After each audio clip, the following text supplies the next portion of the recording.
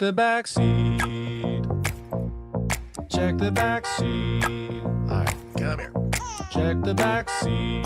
Gets in your head, right? Good. Because every year, dozens of children are forgotten in the backseat of a car by a parent or caregiver. All never thought it could happen to them. But with changes in routines, distractions, or a sleeping child, it can happen to anyone. Parked cars get hot, fast, and can be deadly. So get it in your head. Check the back seat. A message from NHTSA and the Ad Council.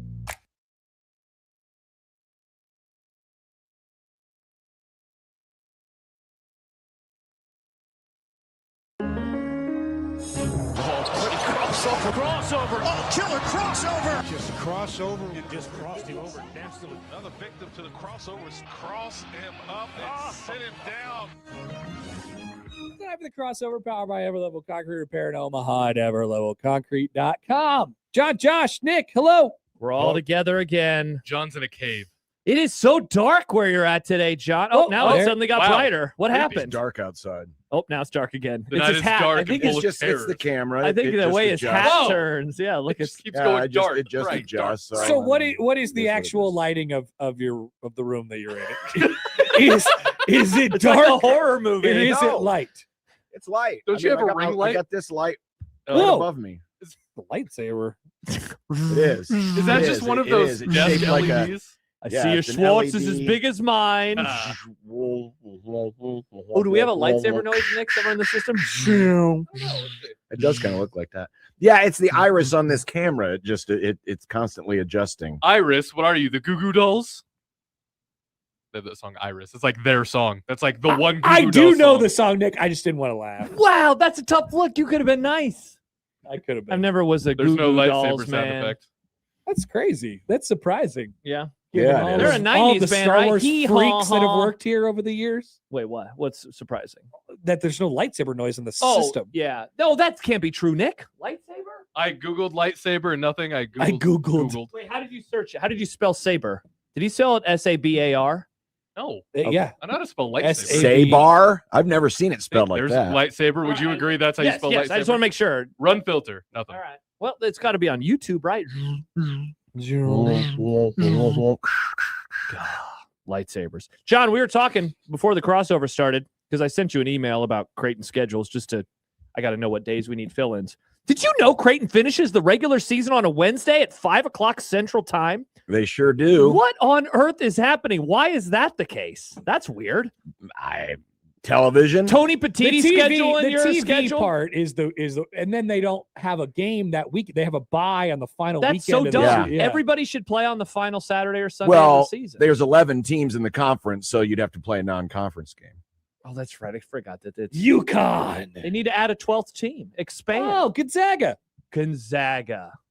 Gonzaga does feel like a big East team anyway. Yes. In what Spokane, way? Washington I'd like to sounds like hear a this. Big East. Show your team. work, Nick. Of course, then again, so does Chicago and Milwaukee and All right. Omaha. Chicago. Let's hear it. I only need 1 point for this. Their colors are blue. Okay, you know what, Nick? Nailed it. And they only play basketball. That's But it's a true. dark blue. It's Jack's still, mannequin. it's still a shade of blue. Have you ever I been alone know. in a crowded room? I know, but it seems like everybody's got the same shade of blue or very close to the same shade of blue. I love it. It makes That's a doing great games point. on the Big East Digital Network awesome because I can always just wear the ties that I have, most of which are blue. And I'm not rooting for anybody. Unbiased Josh. Or you can wear a red one and not be rooting for anyone either. Just always worry about wearing a red tie to a Creighton game. I feel like somebody might come up and Stab you? yeah, like Oh, don't wear that man. color in this building. Wow, I don't think they'd do that. Hate my maker. Shouldn't have worn red. Joe Willman's like, what are you doing? Get out of here. I don't think anybody would. All do right, that. maybe I'll wear a red tie next time. We Or do. don't wear a Wearing tie at commie all. tie. Do you want to wear red ties when we do a game in less than 2 weeks? Yeah, Zapper will 12 protect days. you. All right, perfect. Are He'll we protect wearing you. suits? Oh. We can if you want. I've been doing the quarter zip lately, but I've been down with a suit. Of a Okay. booger. Yeah, we'll see. No, Oh, okay. That was You were me. doing it and staring at me so strongly. we'll have to talk about it. We'll have to talk about what we're going to wear. Suit boys. Odson, red tie. Whoa, I didn't think you were one of those people, Josh. To be fair, it's not all red. It's red. It's you know what it is? It's red and blue. It really would. It's a perfect time for the Big East. The J-skirt tie. St. John's plays Creighton, and I got my tie picked out. I am good to go. No, but then you'd be a St. John's guy if you're red and if it was red and blue. That's true because their pure colors are St. red and John's. blue. Rats. That is their color scheme. All right, never mind. Won't do His that. tie is fiscally red. That's funny. How long is it? Does it go all the way down to your knees? No, it does not go all the way down to my knees. It is an older tie, so it is a bit thicker. It's a bit chonkier at the bottom. Interesting. Yeah. I wore a tie recently. MAGA Josh. And it was my dad's tie back in the day. It's a black tie. And I hadn't worn it in years. And I was like, yep, this tie is of its era because it at the bottom was thick. That was one of my favorite parts about watching Mad Men is seeing the different tie styles. They evolved in the 60s. And then the late 60s where suddenly they all got sideburns. Yep. It's incredible. How about Pete Campbell, Nick? We talked about it. How his hairline. His Oh, hairline, awesome. his sideburns were the most aggressive, and his hairline was also the most. They actually aggressive. mentioned his hairline in the show, Oh, too. yeah. Right before it started to get even crazy. And so the creator, Matthew Weiner, that was a character decision. They made the actor cut his hair that way. So his hairline is not that bad, but they made him do so. He had this crazy widow's peak. That's dangerous. You got to be careful doing that because sometimes it doesn't grow back. It's a Seinfeld episode, Nick. Couldn't agree with you. Is it? Oh, I didn't yeah. know that. Elaine dates a guy who's bald, but she sees his driver's license and it's like, whoa, look at this hair. He's like, yeah, I shaved it. And she was like, you should bring it back. And then he tries and it's not working. You might like Seinfeld, Nick. Try it. No. No. Interesting. I think you'd like it. Nick, will you try Seinfeld if I try your stupid Mount Doom movie? Ooh. Whoa. That is quite How many the trade. episodes of Seinfeld are the equivalent to the Well, Lord all of the of Rings them? trilogy? Honestly, it's All like, of if you're them. talking pure time, you're looking at like 8 episodes. Yeah. Wow. It's probably John a would 3.5 watch. hour movie. First one's 3. Yeah, because, well, I mean, we're going to, obviously, John's going to Is it watch 3, the but it extended- feels like 12? No, it's 3, but it feels like an hour and a half. John's John. watching the extended editions because you don't want to watch the theatrical. No, no, Well, no, then you're no, watching no, more no, episodes no. of Seinfeld. Yeah, that's a good No, call. I know. I'm just I trying to want. figure out the I would watch transaction the rate. edition that everybody saw in the theater. Wow, we could do Lord of the Rings. God, that'd be great. No, it wouldn't. It would, John, you would find yourself enjoying it. I have zero No, doubt. I wouldn't. You didn't think you'd like Game of Thrones, and you loved Game of Thrones. It's the same stuff. All right, I like Odson's idea. Okay, Mount Doom. Seriously, Do you want me to and start what, naming and what are the things? The troglodytes. John, the big weapon in Star Wars is called the Death Star. Yeah, Exactly. pretty That's dumb. damn cool. Lightsaber. It's a sword made out of light. Woo! Yeah, exactly. It's all goofy, John. It's all goofy. Yeah, but the Lord of the Dinglings is the most goofy. What's Odson's idea? They have to be curated Seinfeld episodes, not just like the first. Oh yeah, the first like 8 in episodes order. aren't. Oh, yeah. aren't that It great. wouldn't be the first 8. Well, we No. watched. See, that's not fair. We get to pick all the good episodes of Seinfeld. And- Meanwhile, I got to get stuck watching this damn Because movie. you all get- that's 3 true, movies are John. great. Martyr Baton. No, he gets to Yeah, start with give me the Fellowship. Martyr Baton. Fellowship of the Ring This is great. Martyr Baton. No, Fellowship of the Ring is awesome. I want the Martyr Baton. So we did do a Seinfeld watch one time We where did. we had Nick watch The Contest. Correct? Wasn't it The Contest? Yeah, And I Nick think so. didn't like it, No, it was a little misogynistic. and that's like.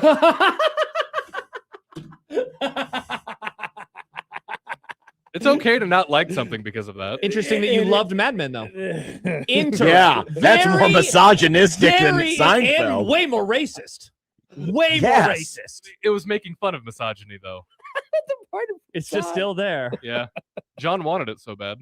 I did. I want the Martyr Baton. If Nick gets to watch a great sitcom and I have to sit through a crappy movie where people just what does Michael call them? The walking movies? That's what everybody calls them. Mhm. There's fighting though and murder. Too massage. Oh, there's fighting and murder. Yeah. Great. I tell you I what, can turn on the damn news and see that. Well, that's definitely true. there is Nick. I will admit there is a hint of misogyny in just about every Seinfeld episode. It was the 90s. Jerry has a million girlfriends. Is that misogyny or is That's that not just- misogyny. I don't That's- know what Nick that's thinks polygamy. misogyny is. I don't. Yeah, what was misogynistic about the I liked it because the woman was later in the or no, she was out early in the contest. That's reverse misogyny. exactly? Yeah. That's You acknowledging you that would women think can she do was that later. too. Yeah. That was one of the whole parts of that episode. Elaine, everyone was like, "Oh, Elaine's going to win the contest." No, she was out second or maybe third. It was. I mean, she gave up pretty early. She Yeah. did, yeah. I'm out. Remember, she walked in and she put Put it her money down, on the and they were table. like, Yeah. "What?" Everyone was like, "Ugh." No longer the Oh. master of your domain. Was it because of who was it? It wasn't JFK Jr. It was JFK Jr. at the gym. She was Yeah. like John, and they're John. Oh, John. Good stuff. She So just good. slapped the money on the table. Mm-hmm. All right, we'll pick some non-misogynistic Seinfeld episodes Perfect. for Nick to watch. All right, excellent. Do we get to pick non-dorky Lord of the Rings for me then? Yeah, John- it's called The Fellowship of the Ring. All three of those movies are bangers. They are. What would your order be, Nick? The order of the movies. You go 1, 2, 3. Yeah. So you're saying it gets slightly worse every time? What? No, I'm asking you. Not the. Oh, order to whoa, watch them. I I'm ain't saying, watching what- all how- damn three how of would them. you Which one rank do you them? like? Oh, sorry. I thought Yeah. you were talking about order like it was a No, machete this order. is, from no, Lord this of the isn't Rings like for some Star reason. Wars. No. No, probably 3, 1, 2. 3, 1, 2. I think that's probably the agreed upon order of the Lord of Two the Rings. is always the worst. I don't know anything about this, but two is always Two's the awesome worst. as a battle. What do you mean? Empire Strikes Back was the Yeah. best of the twos. Oh, interesting. Helm's Deep, Battle of Helm's Deep. But I think in trilogies, two seems to be the worst most often. Well, it's because the story isn't finished, right? It's so there is. Well, it's usually when the antagonist gets the upper hand, Mm-hmm. Like in Empire Strikes Back. so you don't get the happy ending. Yeah, exactly. And it's open. You know, it kind of ends very open ended. I remember leaving the theater after seeing Empire for the first time, you know, thinking, that's it, that's how it ends. They're just gonna fly off into space, and we don't know what happened to Han Solo because you know I was 8 years old at the time. I didn't understand the whole concept of story building. And then you grow to appreciate it. Oh yeah, You're absolutely. like, holy crap, what a film. Of course, Nice. then you also grow up and become more of a fan of the bad guys. And so Interesting. basically, Empire people Strikes do. Back was Darth Vader kicks ass and kills everybody, which is, it's like, I don't like you. He Done. He definitely was killing people, The though. best. that's crazy. Mm-hmm. And he had good lines. I didn't Great know what lines. was going on in Star Wars. By the way, Chance just tweeted at us a trade offer. I receive, and then it's the Lord of the Rings extended editions you receive, and it's the Seinfeld box. I set. love that. That's a great meme by Chance, first of all. Very good meme. And 100%. I also Somebody- want cash considerations and a player to be named later. Excellent idea, John. These are all very good ideas. All very good ideas. Because I feel like I'm getting the short end of the stick. Oh, you guys are. It's a great trade. This is an even trade. This is not Luka for nothing from the Lakers. This is a great trade. I kind of feel I like that. both. Who's that dipstick GM that they fired? I feel like that guy. Who gets more culturally enriched? Nick, easily. I don't know, John. Lord of the Rings did things that affected movies after that, like Yeah, the so way it was filmed and everything. I think John does. I mean, No. Seinfeld changed everything. Yeah, and they still haven't done a sitcom like Seinfeld was like yet. the I mean, first postmodern fantasy, science fiction stuff grows on trees. I feel like John already knows about enough nerd stuff, like he's already pretty well versed in the nerd community. Yeah. So I don't know. I guess Nick is pretty well versed in the comedy community too, but like this is different. This is better. It's better, right? Yeah, you get to see what it was like in the good old days. Yeah. So I'm not sure who expands their boundaries further. You get to see With actors this- that you've seen now, and you're like, whoa. Yeah, Yeah, Look when at I've that. seen them in better things. Bryan Cranston was the dentist. that's true. And I know that one. Yeah. Yeah. And his wife, Anna Gunn, was one of his girlfriends. I didn't One of know the that. many girlfriends. One of the many yeah. girlfriends, yeah. Plus, he gets the not that there's anything wrong with that episode. Not that there's anything wrong with That is a great episode. It is a great episode. Mm-hmm. You get maybe And then Nick will be so enthralled, he'll be like, I need more, and we'll say, curb your enthusiasm. And then curb your enthusiasm. then all of a sudden you're super culturally enriched. Maybe we'll get you an episode where there's a couple good Uncle Leo parts. Uncle you know? Leo. A Uncle great Leo. character. Hello. Oh, Leo. Good stuff. Wow. Yeah, there's so many great side characters. I mean, Oh, yeah. there's Frank and Estelle. There's Uncle Leo. Obviously, there's Newman. Hello, Newman. He's in Jurassic Park. He's in Peterman. Jurassic Park. Well, Peterman. Peterman is tremendous. Peterman's really, really good. He's so weird. You would like the Peterman character, I believe, Nick. Okay. Yeah, I think you would like Yeah, him. Peterman's- There's nothing real controversial about him. He No, just he's- talks in a funny way. Talks in a very funny way. Yeah, I still can't go to a game at Seton Hall and not say, we go to the games and spell devils on our chest. It's just like David Putty, right? David Putty. Putty, you might not like Putty. I don't know. I mean, Putty is hilarious because he is an idiot. Yeah. he's an idiot, but and it's not like you get a ton of him. Yeah. He's Right. in it just Yeah, enough. Yeah, whatever. He's in it just enough. Also, and again, another character that wasn't in it enough, but when Brad Garrett plays the overprotective car repair guy who kidnaps Jerry's car, really good. What about when he gets John Voight's car? Remember that episode? John Voight car. Hudson writes feels like an Arby's nut. Bite marks on the fence. What about when George becomes like the leader of Nazis, basically? There you go, Nick. That's fun. It's a great episode. How about when George starts doing the opposite thing and it ends up changing his life? Yeah. In all the best ways. Interesting that George becomes the leader of Nazis when that other guy said the N-word. It was an Kramer. accident. Well, it was an accident. He got in the wrong limo. Artist. Those are two different things. Yeah. Actors, great actors, Nick, can hide their racism inside of a television show, which he did for many years. I still remember because when that happened, when the Michael Richards N-bomb incident happened, it was very early internet, so I hadn't even seen it. It was. So he was on Seinfeld. I can still see it. Yeah, Jerry was on the Laugh Factory background. He was on Letterman, and I thought they were doing a bit because they bring Michael Richards on and he's apologizing, and everyone's laughing. Jerry's like, "Stop laughing." He's trying to apologize. He's actually apologizing. So uncomfortable. Yeah. Trade analyst Jed has opined. Okay. Oh, I don't know. We don't need to hear Jed's take on this. Don't agree to this, Nick. It's not worth it, although it's a good trade-off because both suck. Yeah, see, Jed doesn't like anything that's not football. Yeah, That's Jed has true. a real problem. Yeah. That is true. Yeah, come on. It's so true. Was there no football? I'm out. Yeah, we can't take. What if we added Jed into a 3-team trade and he got to watch baseball or something? We got to curate the best baseball games of all time for Jed. Jed, congrats. You're watching college baseball in February. Watching Game 7 of the 2001 World Series. Oh, can we? Wow. Oh, man. You're going to watch that CWS no-hitter.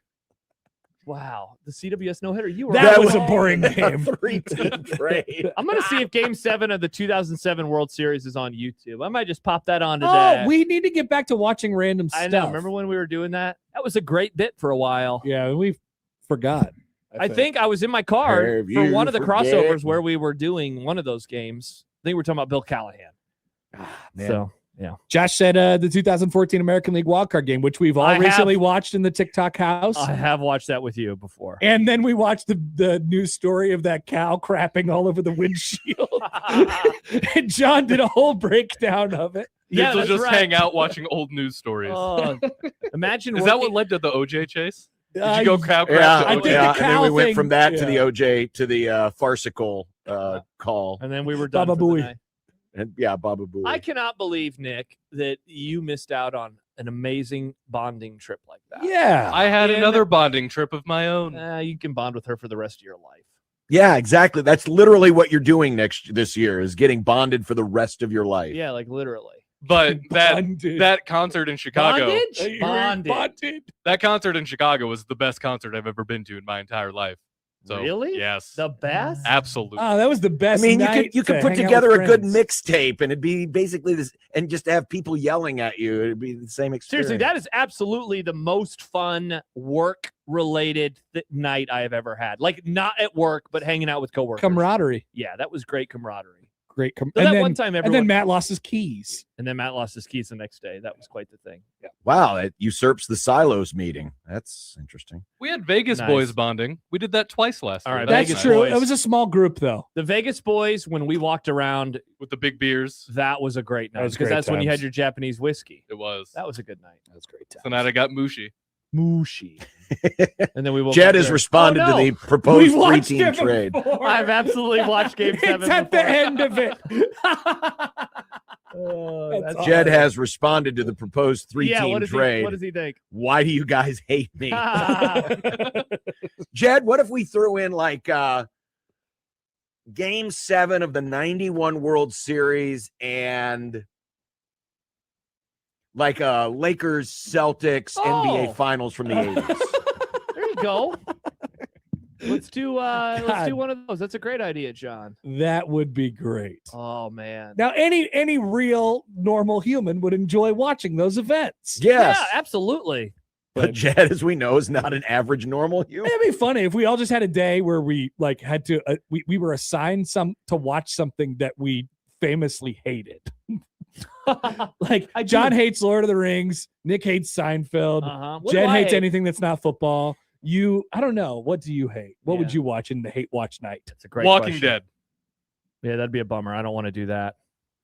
I just got a text, Nick, from somebody that says, quoting you, "Oh, misogyny, I can't deal with that. Seinfeld is bad." Meanwhile, and then in his article about how mid-2000s emo groomed underage girls and poisoned teen Whoa! boys. Yikes. Yeah, there was a lot of bad grooming that happened. But you said separate the art from the artist. Oh, interesting, but you're okay Oh, with so we those. can do it here, but we can't do it But when elsewhere. it's a joke on a television show, it's bad. But if it's real life, it's good. Fascinating. That's a tough look. Who sang the anthem at Game 7 of the 01 World Series? Good question. Oh, a it's trumpeter. This is when they started doing the at Yankee games. The Irish tenor would come out and sing "God Bless America" instead of In the the seventh seventh inning inning, stretch. Remember that guy? Kate No, Kate it's a dude. Smith. Kate Smith. It was a right? dude. No, he was with the fire department, right? Oh, that guy was They still great. do that at Yankees games. Mm-hmm. Yeah. Kate, they have the recording of Kate Smith. I think That's her name. Philadelphia Oh, really? because she was from Philadelphia. God You know, Stibbs brings up a good bless point, an interesting America. point. Ronan Tynan. Who Wow, that's a first. John, who's the guy that they have do the Big East? That guy rocks. Whoever The Big East basketball tournament. The He did the championship last year. He did the anthem. I'm sure he was great. Oh, he was fantastic. God, what did Stibbs say? I Nick? honestly don't remember. It's but an every year thing. It was like a tradition. It's an every year Oh. thing. gosh, you know what? I wish I don't know. The guy that does the I think he does Blackhawks or Bulls or maybe both. Oh yeah, but he does also the national does. anthem and they he- scream during it the whole Anna time. Negron. Oh yeah, yes, he's pretty good. She does it every year. Jim Cornelson, he does stuff with the Blackhawks and the Bulls, and he also does back home again in Indiana at the Indy 500. He's really good. So Mustache Adam says Happer is right. The Yankees used to play Kate Smith recording, but stopped because of problematic stuff. Oh, what happened with her? That She was in an episode of Seinfeld. Nice. and they don't play the Liza Minnelli version of New York anymore because Liza Minnelli got pissed off because it was associated with losing because they played her version every time they lost. That's hilarious because they play the Frank Sinatra. They play the version. Sinatra Well, that's version what when it they win. should be. I Yeah. mean, Frank's should Yeah. be the one they play when they win. Yeah. That's the GOAT. Now they play Sinatra if they win or they lose. Oh, I that believe. sounds a little misogynistic. Nice, That's Nick. Maybe your it's baseball more of a- team, Nick. You know what? my Maybe it's more of a Beyonce's statement team. that Frank is good and Liza Minnelli is eh. I like the Rockies. I remember the Kate Smith controversy. I'm reading about it on Wikipedia right now. Ooh, she had some interesting song titles back in the day. Song title. Oh, is she the one that did something happens until the butter churns comes or whatever? Whoa. No. Whoa. Oh Yeah. wow, that reaction from, From Happer. Happer, because Happer's like, I don't care about anything. That is Well, quite all the right. Well, word. share what you can share. I'm curious. Oh No, my read it. god! What? Can I read the title? This is a song Read title. the title. This It's is the title John, of you a will, song. John, you'll remember this because I think we talked about it in content. The song title from Kate Smith. That's why darkies were born. Oh, that's Good God. Holy crap. Dear God. Holy Beringer fan, the N-word was the favorite of Kate Smith. Dude, Seems like she it. would have broken records at the Boston Marathon. right. I forgot the about fastest that. marathoner of all time, Kate Smith. Oh, John, by the way, you missed it. Josh wore his Boston Marathon hat yesterday with the unicorn on it. Yeah. We gave the unicorn a name. It's Slurry. Slurry. Schaefer was very confused by all of this. He was Yeah. like, what are you talking about? Yeah, he didn't get it. Slurs? Yeah. All right, Look. Nick. Stibbs wants you to read. What did Stibbs just say? Read my great point, Nick. He said John has did a rewatch of Game of Thrones before watching Lord of the Rings, which Lord of the Rings is better. It makes no sense. That is what Who Stibbs said that? That was Mike Stibbs. Stibbs, your former producer. Oh, shut up, Stibbs. Ha! Terrible take. John, your laundry's done. It is. Go It is. get your clothes, John. Don't Remember let that? him Remember stay the in there. episode All of right, this see you show? later. Remember the episode of this show where John got a new washing machine? I do. Yeah, I forgot about that. Awesome. There you go. That's Because he's like, hey, I'm not going to be in today. The new washing machine is coming. Uh-huh. I don't remember that. it was. I don't Well, know. it's been since you've been here, so within the last A 4 years. couple years, probably. Yeah. Yeah. I wish I had a washing machine that made a noise like that. Those It are is the- an annoying chime. Really? Yeah, it's long. It's like a whole song. I wish I could. Yeah, I make don't it- need a whole Kate Smith song. song? Just give me Not that just, song. You know, Just a little chime. I like wish I what could we make get. it like da-da-dun, da-da-dun, ba-da-ba-da-ba-da. Like I wish I could ding, make it ding, that. ding, racism protect. We got a rice cooker for Christmas, and it plays "Twinkle Twinkle Little Star" when you turn it on. Wow, that's annoying. And Yikes. I asked if there was. It's either that or the ABC song. I don't know which one. It's the same song. My The little microwave egg cooker that my wife has a very annoying long chime. What's It's just an like egg it's cooker? just a damn egg cooker. What's an egg cooker? It looks kind of cylindrical. It's a way you can easily hard boiled eggs or do soft boiled eggs. You just Without set the doing- egg in the little tray Yeah. and then you put the little lid on it. And my microwave. I've at never my used house, it. She loves it, but I've never used it. When I first moved in, the first time I used a microwave, I was like, this is going to be a problem. It has 3 extremely long dings. And you can't stop it. It doesn't stop when you open up the microwave door. Oh my It god! really? only stops when you press stop. Oh, So you have Wow. to you have to stop it that way. That's- If you There's open up got the to be a microwave, setting on there that turns the chime off. there must be, John. I just haven't investigated it. I've got a microwave question for you guys. Do you prefer microwaves where if you hit one of the numbers like 1, 2, 3, it automatically starts 1 minute, 2 minute, 3 minute, or do you like it to where you can type in a specific number and then hit? No, I start? want one to be 1 minute. I didn't know that there are microwaves where hitting one wouldn't start it for 1 minute. Yeah.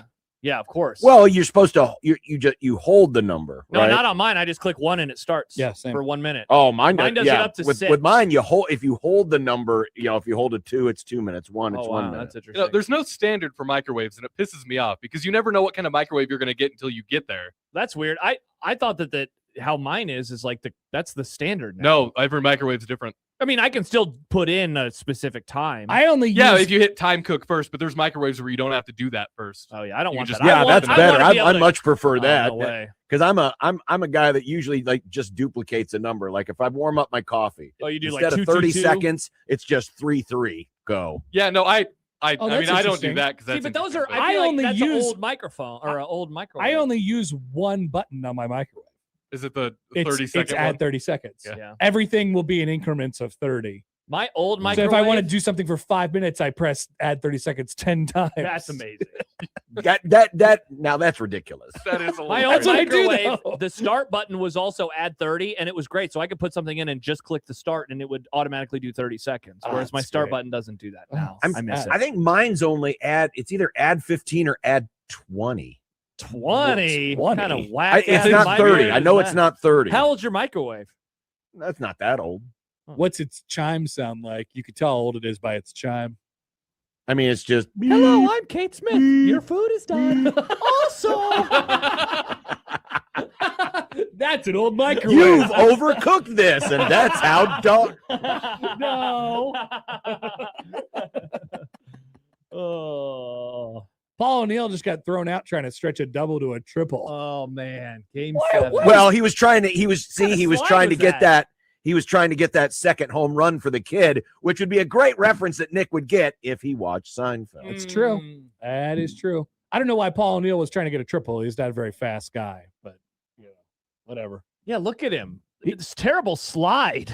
Awful slide. Why is he's tucking his legs in? Well, he was your leg a out. relatively unathletic Yeah. man. Yeah, That's pretty bad. he was strangely unathletic. That was pretty bad. Wow. Okay. I'm gonna Yeah. say it. Happy New Year. Yeah, good one. Happy New Year. This was awesome. Another one. That's Yeah. 2 this week. Happy Look at New that. Year. We're off to a great start. That's not- Wonderful start. Is it 2 this week? Did we have one earlier this week? Or maybe it was last week. Yeah, the first one was Friday. Friday. That was All our right. first So day back. 2 within the last 8 days. Are you sure? I thought we had one on Monday. Hmm. Maybe it was Friday. Yeah, maybe not. I don't know. Pedro Either way. says, "Hi guys, there's a Pedro. microwave air fryer combo that I got my son and he loves it. Now, what would that accomplish? That sounds Yeah. incredible. That's weird. Microwave air Yeah, fryer. if you're gonna air fry something, you're not gonna nuke it. I mentioned this yesterday. We got a new air fryer this week, and it rocks. It is so I guess if- nice. If you want to reheat a bowl of chili, you're not gonna air fry that. I guess That's true. You would not there's want not to really a good way read- to air fry chili.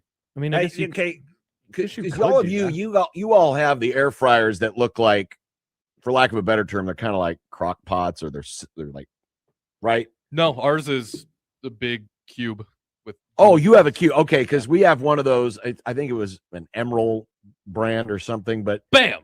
it will It's basically like a small oven. It will air fry, but you can also bake, and then there's a Yes. setting for pizza. There's like 8 or 9 different settings that we use for it. Like if the wife gets me some or wants to keep my dinner warm when I get home, if there's a warming thing, and we just use like that. Don Draper.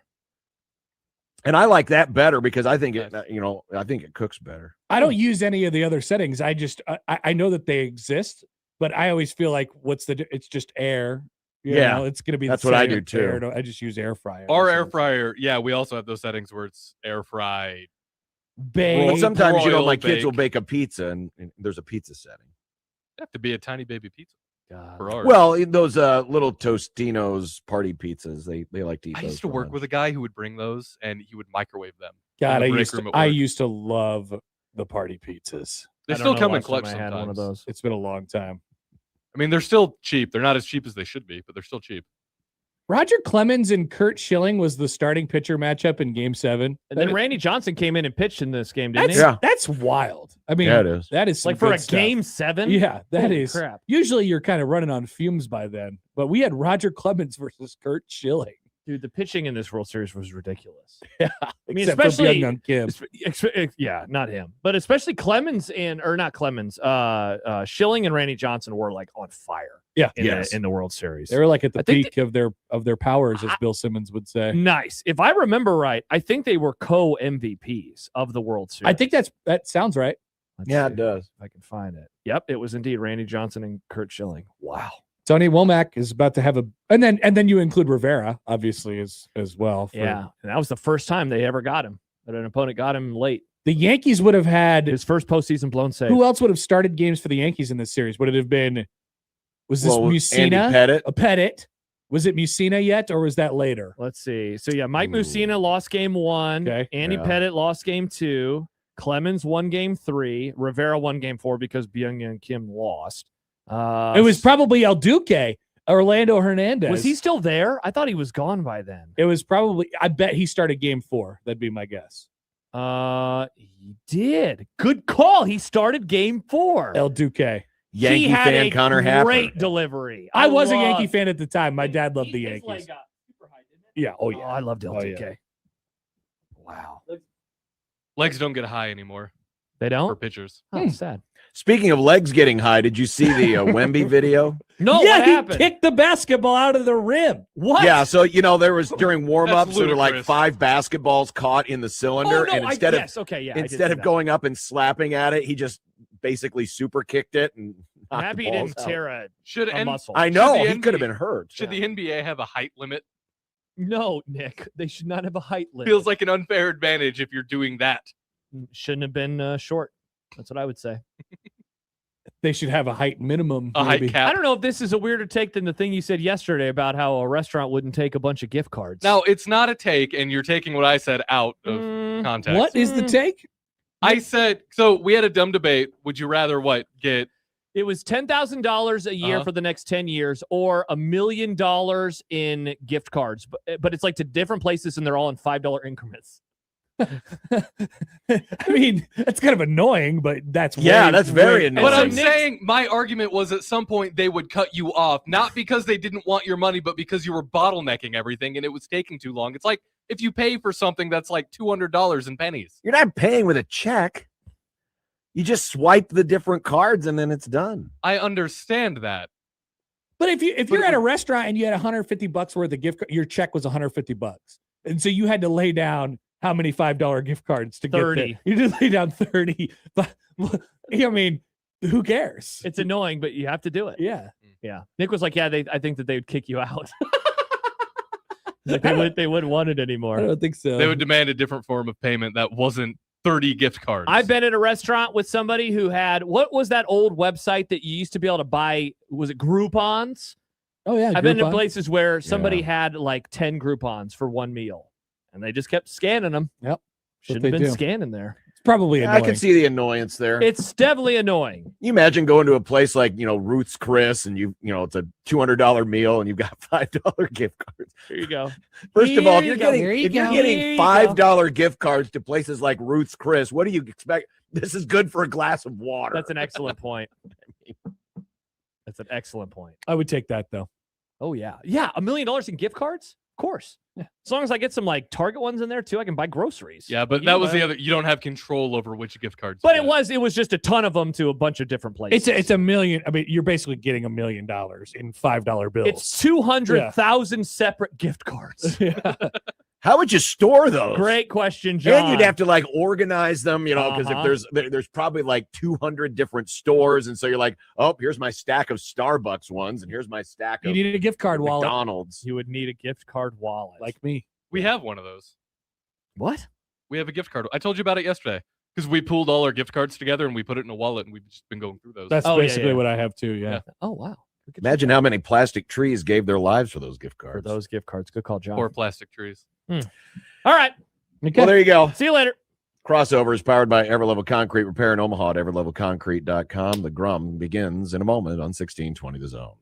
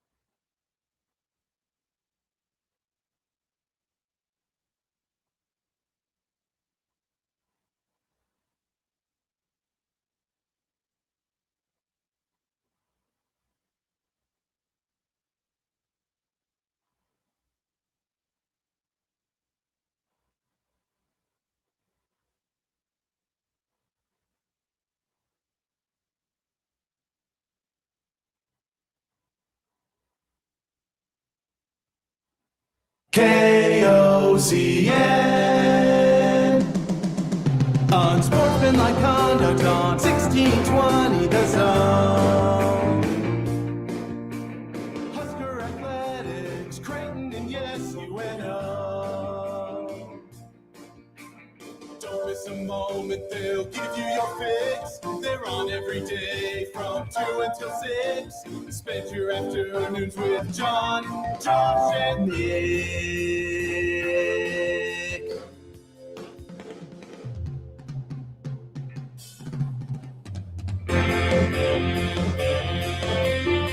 John, Josh, and Nick.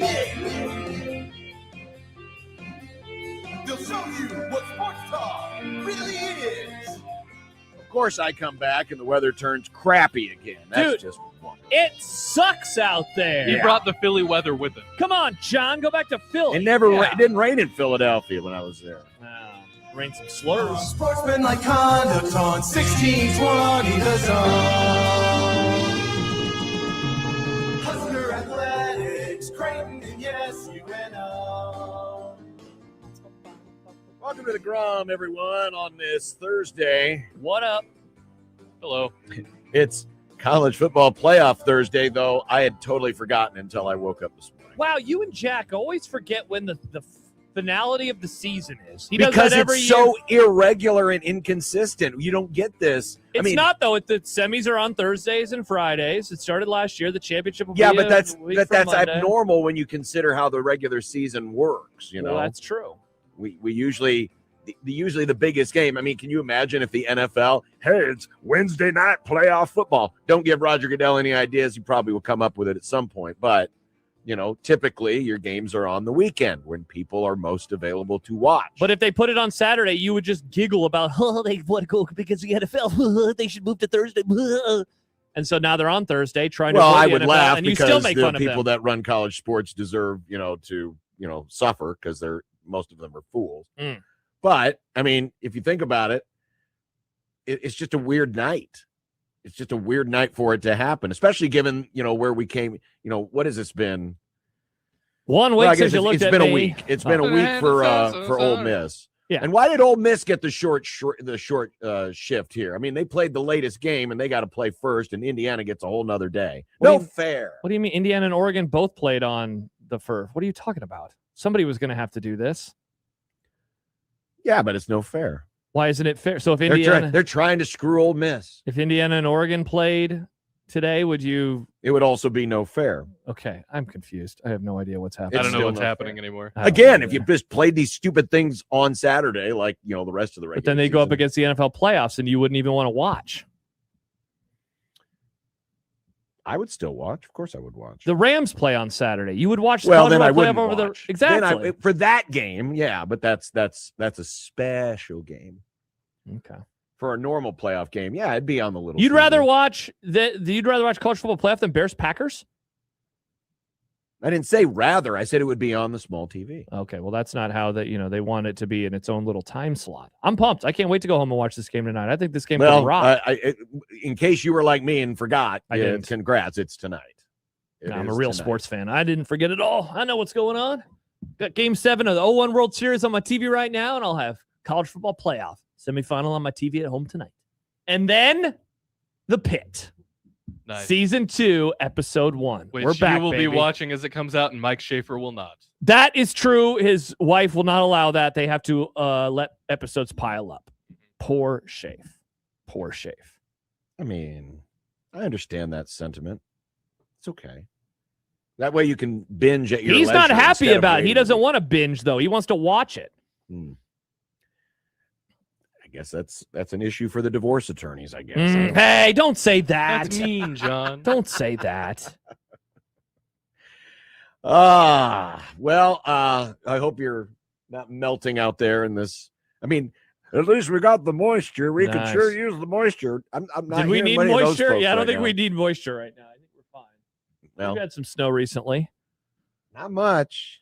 I'm just not ready for it after work when it starts getting just a little bit chillier. Little bit crappy. chillier. It looks like it won't be it'll still be above freezing when we get off work, Nick. That's important. Yeah. And then it'll stop by the time it gets below freezing. All right, those are good things. That's what we Kenneth has a good What up, Screwing Ole Kenneth? Miss. I believe that's called a cougar. Nice. Nice. Well done, Kenneth. All right, it's Grum Down 26. Nice. Presented by the referees at John Higgins Weather Guard. Creighton punches back in Philly. Yes, they did. We got a mail sack, some more Calandria takes, and what's next in the portal? You know, the portal is still portaling. Well, Nebraska now has a player who has played on like a third of the conference, which is absolutely awesome. What a time to be alive, John. What a time to be alive. I guess it would be appropriate given Nebraska's still waiting to find out who their defensive line coach is. That's true. We're still waiting. Still no info. He's gone, and this isn't about another kickoff return. Oh, man, that's a bummer. Robin Washut of HuskerOnline.com will answer the burning question. Is Nebraska being disrespected because the ESPN analytics and other analytics think Indiana's going to win on Saturday? Those monsters. The media strikes again. Those monsters. Speaking of analytics, 1620 The Analytics has graphs and charts for Miami and Ole Miss. Let's frickin' go. There is I was looking at the exact graph and chart that we'll be showing, or one of them, John, and there is a lot of blue for Miami. They got a lot to offer. What are they? The Big East? Nice, Nick. They actually used to be in the Big East. Used to be in the Big East. Todd Furman will be along. We've got a plethora of playoff prognostications. Awesome. We got 8 games to talk about with Todd. We did not get to the super hot take market earlier this week, so today we'll be shopping at the I Don't Care and Super Hot Take Market. The I Don't Care store is right next door to the Super Hot Take Market. It's in the same, It's shopping like mall. It's like those Targets or Walmarts that had a McDonald's or Subway inside of it. Yes. The I Don't Care is like that. little Okay. restaurant. Yeah, where you walk into Walmart and Or it's like, why your does it smell like cost cutters Subway is here? in there. Yeah. Hey, I'm going to go to Walmart and get a haircut. I mean, Do they still have the McDonald's inside of Walmart's? Because it seems like they all moved to Subway. I think it's mostly Subway. I wonder what kind of contract that looks like. Who's getting the kickback there? Walmart's getting the kickback, right, John? Target is Pizza Hut for some reason. I don't know. Does Subway I don't know who's buy getting to the be in kickback. Walmart? Does Walmart buy Subway to be inside? Good question. Somebody has to know that's in our listening audience. Is Creighton one of the top jobs in the Big East? Have you put together a list? No, but Well, if Field of John puts 68 together a has. list, it'll be bias. Interesting. Number 1 with a bullet, the Creighton And Blue the Jays. SEC is not dead. Oh, interesting. Well, obviously they're not. Ole Miss is playing tonight. Well, yeah, they're still alive for at least another few hours, but will they be at the end of this evening? 402-951-1620 is the Prairie Flower Casino Zone hotline. Hit us up. It is the place where hot things happen. Oh. Hit us up. It is also the place where you can Hello. text if you so choose. The JTech Construction Zone Twitter page, where you can still vote for another few hours in phase 1 of our 4-phase Husker expectation polling. That's right. It will end. It will end today. End tomorrow, and we'll have a complete recap and analysis of what the first phase has said. So far, it's pessimism. But who knows? Maybe the Anthony Jones commitment from UCLA, Indiana, Texas. No, West Texas isn't a Virginia, Big Ten team. It's just all Big Ten teams. It's Michigan State, Oregon, it's UCLA, it's Oregon, it's Indiana. Team Canada, and So funny. and Crystal Palace. Oh, soccer. Maybe soccer. that'll change your thoughts. Hell yeah. But you can go vote now and also engage on our Twitter page at USC 1620. That's the JTech Construction Zone Twitter page. And Equitable Bank Zone inbox. At Equitable, we take banking personally and answer the phone on the first ring. John at 1620thezone.com. Josh at 1620thezone.com. That's where we've got some mailbag stuff that we'll get to today as well. All right. Because people have been reacting. Seems like, and maybe it's natural because Nebraska now has a quarterback in the fold. Things have kind of settled a bit on the unsettling portal for at least for Nebraska's Unsettlement. perspective. It's not. I'm not saying they're done. Obviously they're still looking for guys, but it seems like some of the consternation has settled down for the moment. At least that's my read. I think so. I mean, I've heard a lot over the last couple of days that people are more excited about the new quarterback than they were the old one. Now, I would say this. I think if the roles were reversed, people would still be excited about the new quarterback more than the old one because everybody wants to get on board with the new thing or the thing that is going to actually be there. But in defense of those who are happier today than they were about Minchie, I do understand it from the perspective of their new guy has actually started games. Their new guy started a lot of games at quarterback. And so you're right. I think having a quarterback is going to completely alter the mood around here before anything else. If they still didn't have a quarterback, I'm guessing the mood would still be a little bit more sour. Now the sourness has turned to other spots, like where's the defensive line coach? Or are they ever going to recruit a running back for the portal? Those are where the ire has now started coming. By my count, at least according to On3/Rivals, it looks like there are... Is there 12? 12 signings? Is that what the number is? 12. Well, either signings or commitments. Guys that are coming back. Oh, okay. So you're not counting guys new like guys. Larry Tarver, for example, withdrew from the portal. Okay. So he's coming back. But if you want to just look at guys who are signed, you've got Hawthorne, the linebacker from Iowa State, Owen Chambliss, the linebacker from San Diego State, Brendan Black, the lineman from Iowa State, Tree Babalade. It was Babalade, right? I think so.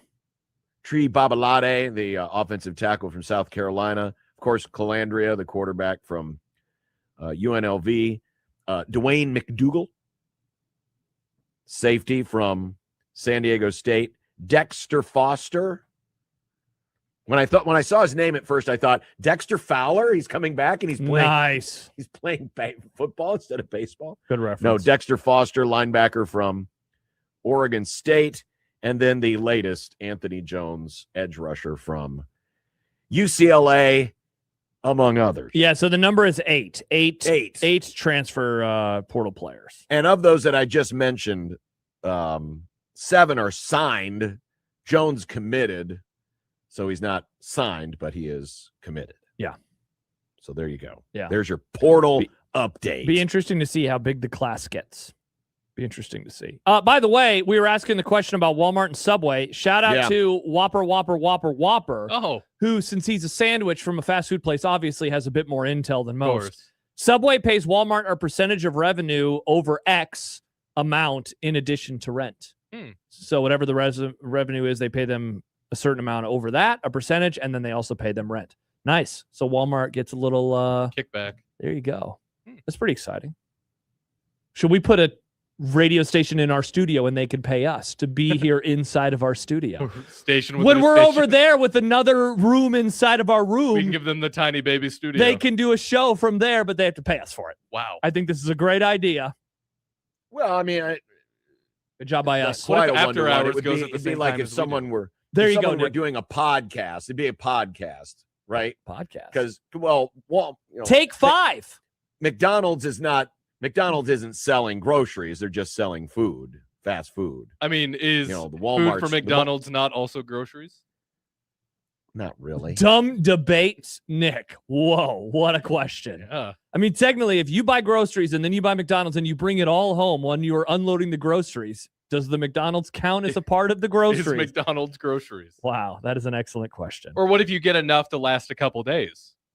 Now, I've done that before. You know me. I love buying extra Popeyes so then I can eat more Popeyes. I did that a lot my bachelor days. Those days are long gone, Nick. They are. Those days are long gone. Anyway, John at 1620thezone.com. Oh, yeah. Josh at 1620thezone.com. Equitable Bank Zone in box. So there you go. That's what we got on tap for you today. We'll come back and recap a little bit of what happened last night in Philadelphia. The Jays among win again. Among other things. Got a lot of things to get to today. Oh, yeah.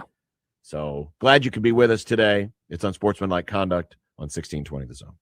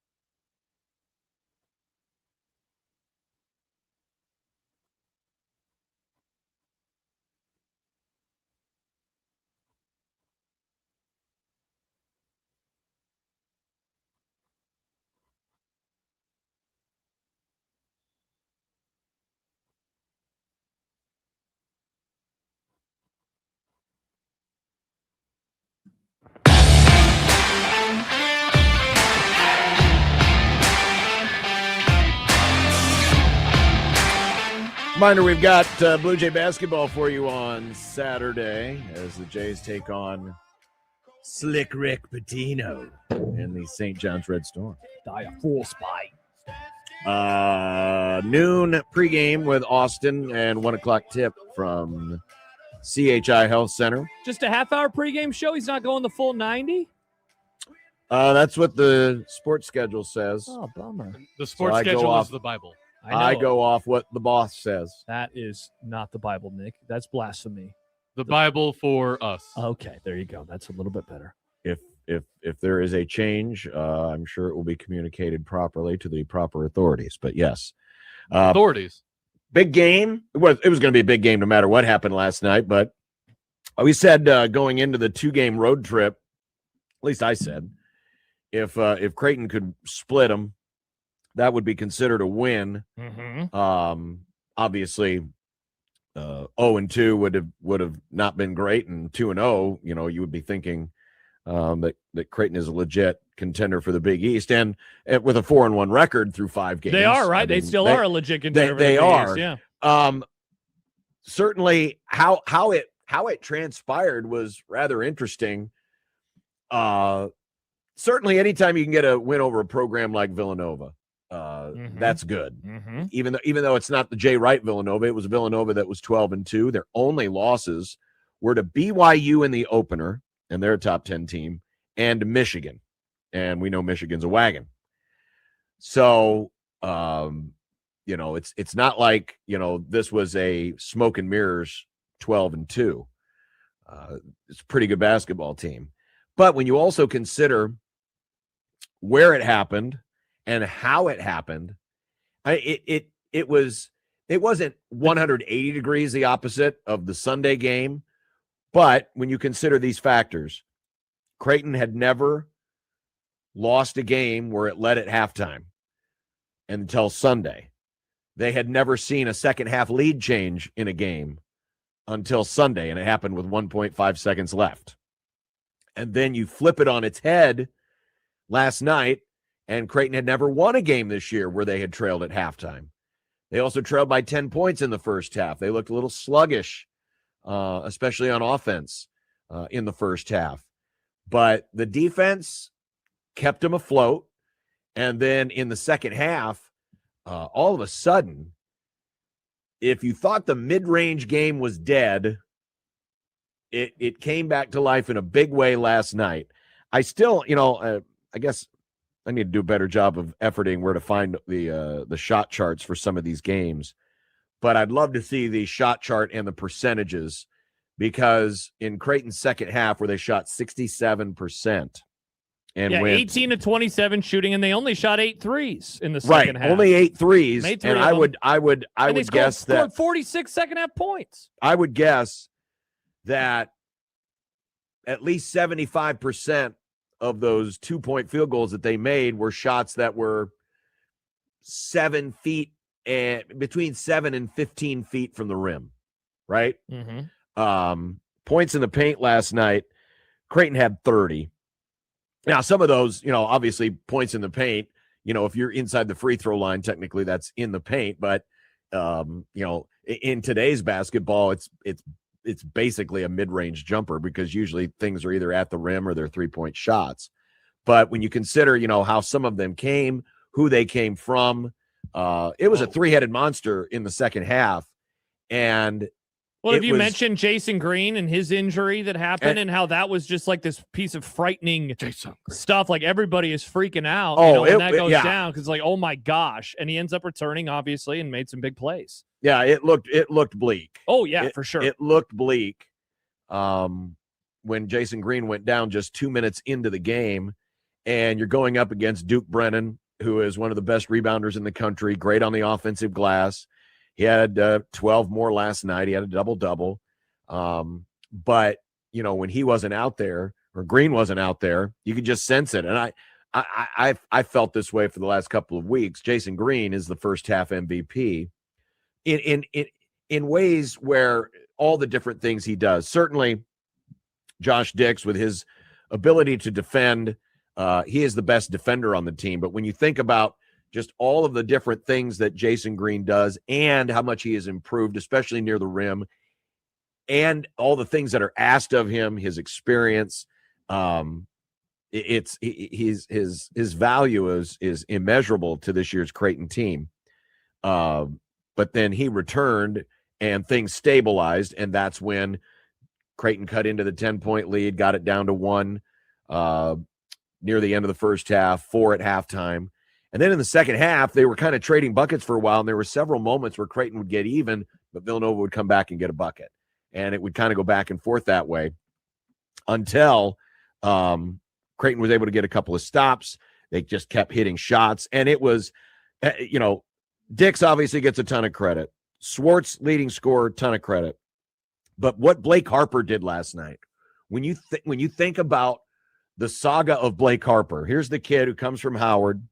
He was expected to be, one of those impact transfers, instantly put in the starting lineup. He's a little bit bigger body guard who can post up. He can shoot the three. He was a great scorer a year ago, and a lot was expected of him. But then with the defensive struggles and just some of the things that Greg McDermott needed to have happen, his minutes, went from starters minutes to backup minutes. He lost his job in the starting lineup. He had only had one double-figure game since Thanksgiving, the Oregon game. And that was against Xavier when everyone was in double figures practically. But that was it. And then last night, just based on the matchups, Isaac Trout only played 14 minutes. Didn't make a bucket, only took 2 shots. But it was pretty clear based on, what needed to happen, what was going to work, that it was probably better for Creighton to have Blake Harper on the floor based on what he could do versus Isaac Trout. And it ended up paying off handsomely. Goes 6 of 9 from the field, 4 of 4 in the second half, 17 points. Arguably his best game of the year, in my opinion. And to see, for a guy who had a lot put on him and had a lot of expectation and was expected to be one of the alphas this season for Creighton, basically he was supposed to be what Swartz has become. Swartz was going to be the guy who came off the bench. Swartz was going to be the guy who, would, maybe play 20 minutes a game and would get an occasional double-figure game. Swartz, of course, he's taken off and has played just tremendous basketball the last 8-9 games. And it's Harper that's been coming off the bench. And at times, he'd see, 8, 10, 12 minutes, and that's it. In fact, if I'm not mistaken, trying to think back, he was in the game quite a bit at the end. Let's see. He played only 14 minutes at Seton Hall. And last night he ends up playing 27 and scores 17 points, perfect from the field. It was encouraging to see. And to get a win like this, especially coming off the loss that you just had, in my opinion, this is the biggest win of the year so far for Creighton. Yeah, I don't really think that's arguable, is it? Trying to think of what would be the other one. It's not. I mean, it's a road. It's a road win. Yeah. Coming off of the loss and the way in which they lost on Sunday. Yeah. That you've still been on the road. The Jason Green injury earlier. That you're down by 10 early. I mean, that was the thing that I came away impressed by last night, was that it looked like early on that it might go just a little bit sideways, and it never did, and just kind of chipped away, especially to start the second half.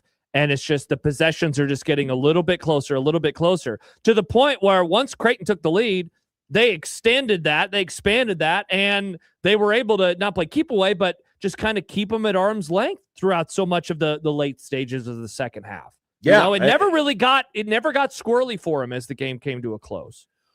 It almost did a couple of times. There was the flagrant one called on Nick Graves that turned into a 4-point possession. So it got it back down to a 1-possession game for Villanova. And then there was the moment with 30 seconds left when Ty Davis is going up to catch the basketball at midcourt and, gets shoved out of bounds. And didn't call the foul. Sometimes that happens, John. Sometimes guys get shoved and it's not a foul. That's sure, how basketball. yeah. It That's how seems to always happen in the basketball Big East. That's you know, how it's like, basketball works. apparently these guys still think Big East is a football conference. But Creighton got to stop, and then made a couple of free throws and did hold them off. But huge win last night, and then you've got Josh Dix. Here's a guy who, Creighton kind of identified him early as someone that could fit the role of being the on-ball defender that they needed. If you remember back to before the Kalkbrenner days, that was kind of the way Creighton would defend, hedge a lot of screens, have a smaller-ish five who, not playing as much of the drop coverage, but have that one on-ball defender who could shut down the other team's best scorer. Kyrie Thomas obviously was probably one of the best ever at Creighton to do it. Tyshawn Alexander became that in his final season. And Josh Dix, think about what he has done. Shellstad, the top scorer for Oregon, shut down. A.J. McCray, Staten McCray, who was Seton Hall's top scorer, shut down. Not West Carroll. I'm thinking of different Carroll in the Big East, but Carroll, the top scorer for Xavier, shut down. And last night, you had the top 3-point shooter in the Big East and second leading scorer. Oh, forgot to mention Bizjack for Butler, shut down. But Bryce Lindsey last night, who led the conference in average or 3-point field goal percentage and in 3-point makes, he basically averages 3 threes a game. Last night took 3 3-point shots the entire game and didn't make one. That's incredible. And ended up with 4 points on 2 of 10 shooting. Creighton's going to have to just create their own trophy case just for Defensive Player of the Year awards. Obviously, Kalkbrenner, joined Patrick Ewing as the only guy to win 4.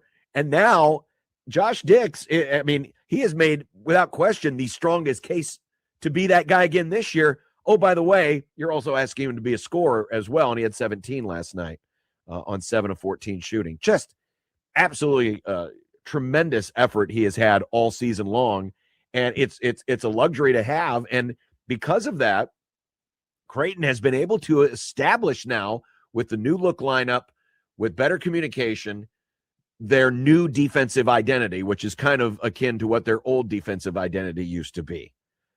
And it is starting to work.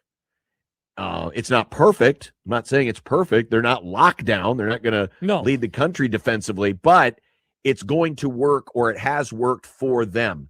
They went on the road, played 2 teams that rebound the basketball exceedingly well, and out-rebounded both of them. They out-rebounded Seton Hall, even though they lost. They out-rebounded Villanova by 9 last night.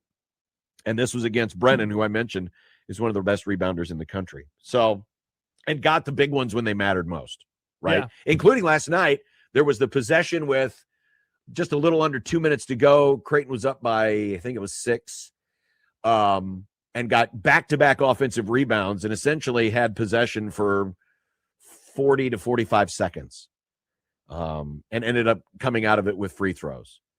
So, they're getting the kind of, work that this team was going to need if they were going to succeed. And like we said, if guys like Harper can evolve in this new role that they have, this team's got a fighting chance to stay in the upper division of the Big East. And again, to come off of the way in which they lost, not just that they lost on Sunday, but how they lost, and to do this on the road in a place that they've had no success. We were joking about it at the end of yesterday's show, John, how I just continue to have an awful I'm always wrong. Whatever I'm expecting, I'm wrong. I thought that they were going to win over the weekend. I ended up being wrong. There was a Creighton fan who was reaching out, joking about it with me on Sunday. Like, wow, you just never are able to peg this team down. And last night thought that they would lose, like, and it would come in back-to-back games, and then they didn't. And as we've been talking about for weeks, for months, this is, not as strong as the Big East Conference as it has been. And so to have this record right now through 5 games in conference play, and to come back home, absolutely vital. And to do that against them, year one under Willard, what this is going to look like for Villanova. Of course, they're not going to be a finished product yet, but to get that win last night, after the way they started, after the injury that everyone's freaking out about, you get Green back, you finish the game strong. I certainly came away pretty impressed with what happened with them last night. As it turns out, they are now 40th in KenPom, which I believe is better than where they were in the preseason. Wow. Now, a lot of that, too, is they have one of the top 15 toughest schedules in the country. Playing Iowa State, playing Gonzaga. Playing Nebraska. Playing Nebraska. Yeah. It's against a pretty tough schedule. And now you face St. John's, who got themselves righted after another disappointing loss on Saturday. They went to Butler and handled Butler, forced 21 turnovers against Butler. But another huge opportunity here for a couple of teams who were expected to finish second and third in the league, along with UConn in the top three, and have been disappointing, or at least if you were to look at their records today, 10-5, 10-6, you would say, oh, that's disappointing. So it's a huge game there for momentum, chance to get it at home, and maybe gain a little revenge too against St. John's, who beat you up twice last year en route to the conference regular and postseason tournament championships. Yeah, indeed. So that's a little bit from what happened last night. I will say this: it's cool to get a police escort to the game. That was very cool. We got a police escort last night, because I don't know if you know this, getting from middle of Philadelphia out to Villanova is very difficult. You guys are in the middle. Oh yeah, I guess we talked about that. We stayed, and because Villanova is out in the burbs, and there's not really, especially leaving in early rush hour traffic, like, what was it, local time, 4:00 local time that we left. So that's early why John rush hour didn't do traffic. the show with us yesterday. Yeah. If you were So wondering. we were. It's always kind of fun to look out the window and see, people, passing by on the sidewalk or in the shops looking out. And I was thinking at one point, I wonder if these folks think that this is the Pope. Maybe they wondered. I was just going to ask, was it a couple years ago that somebody went online and thought, John, when your unmarked bus and police escort was something else? That somebody thought that the Creighton bus was. Oh, yeah, I forgot about that. Somebody, Rob Anderson was on the news. It was some political stupid ass story. Yeah, some people were like dumbass they're thought it was flying in people from other countries or whatever. Right? Yeah, it was. It stupid. had something to do with the Gonzaga plane. Yep, because that was when you played Gonzaga.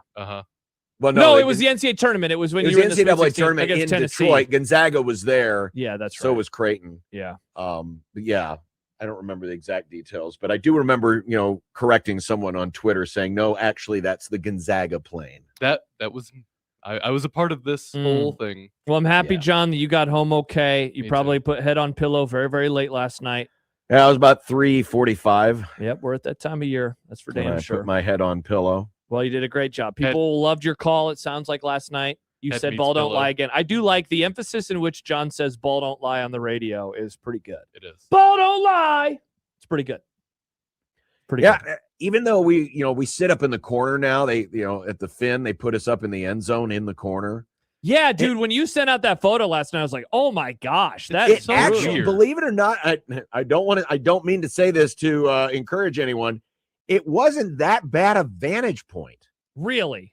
Because of the way the building is, there wasn't anything in the way, and especially on plays that were on the far end, it's kind of like watching the all-22 in football. You could see the whole floor develop and see how guys were spacing, and so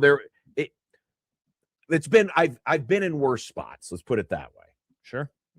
The only thing I didn't like about it was a very tight squeeze. So if I needed to get in and out, I had to squeeze past the Villanova radio guys. So I pretty much, when I hold myself up in my little corner, I was set on the fact that I'm not leaving here until after the game. Squeeze boy. So, but other than that, the Finn is a very unique building. I don't know if it translates on TV how weird it is. I mean, it kind of looks strange. It just looks like an old barn. Well, it's 40 years old. Yeah, for sure. It makes sense. But the ceiling just does all these little peaks, and it's weird. It is really, really weird. Yeah, for sure. They've done a nice job in there. They remodeled it a few years ago. They put the Final Four floor from the one where they hit the game-winning shot. I remember you saying that. Yeah, that's pretty cool. They have that in their concession / club section, where the hoity-toities, have their pregame meal and stuff. It's pretty cool. Nice. Pretty cool. Nice job.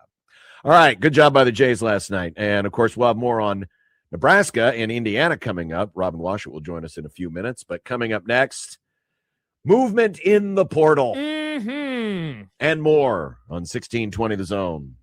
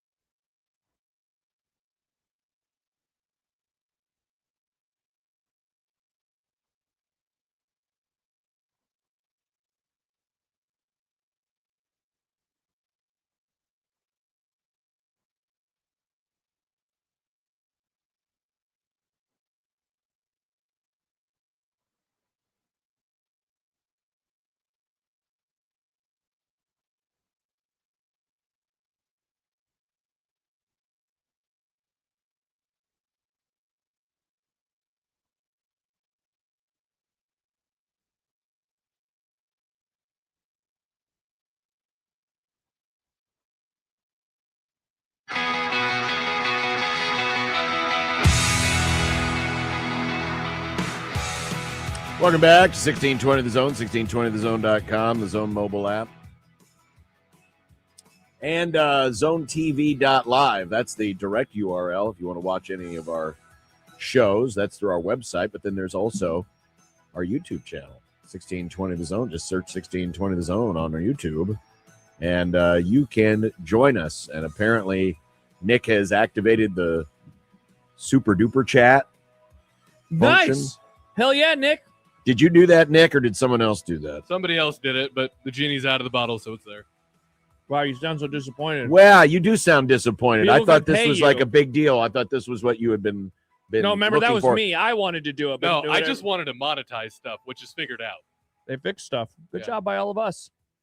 Well, the only problem with it now is apparently the Happer Show is continually violating copyright orders because I'm always getting emails saying your video can't be monetized because you used this song. Yeah, or this see, or that. the same person who activated the super chats also decided everybody should get these emails for some reason. That's I'm not sure exciting. why. Thank you, Chris.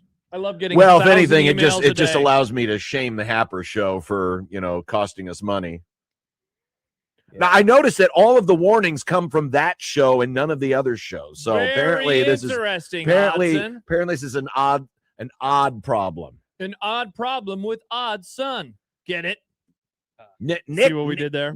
Nick's kind of a little. He's like a little Nazi when it comes to. Whoa, don't call me a Nazi. Can we just cut out that Nick? He's kind of like a little Nazi. I don't like that. Well, when it comes to making sure that certain stuff doesn't get on there, because we always used to mock Nick and say, he's always worried about. Oh, but what about the copyright? And you know We'd be what? like, Now, first of all, Nick was complaining about it all those years, and we weren't monetizing. So John and I slightly right, but justice for Nick in the end, in that now it does matter, and he has, So do you just turn that stuff off from the YouTube? Yeah, he just doesn't put it into the pot so it doesn't air out over YouTube. Nice. Yeah. Good job by you, Nick. That's So a those very of you, specific thing. unfortunately, when you listen or watch via the YouTube, you don't get the full experience because, when Josh randomly wants to play, Beatles songs, you can't hear it. You say hello. Exactly. We don't say hello goodbye anymore. Hello. Oh, we just violated the Hello, copyright. hello. Josh just sang a lyric. Don't know why you say goodbye. What gets funny Say sometimes, hello. though, and it doesn't happen every single show, but once in a while it flags the blow through song. Oh, that's Oh, I exciting. did see that. Yes. So that's not going out anymore? It's still going out, but we might have a discussion about it. Wow, you want to delete the blow through song? We've talked about it before. All right. I guess we're getting rid of the blow What through if we song. what if we just kept it, but then Josh and I just sang it It would for the be YouTube nice folks to have a blow. through It would be nice to have a blow. through It would be nice to have a blow. through It would be nice to have a blow. Blow through.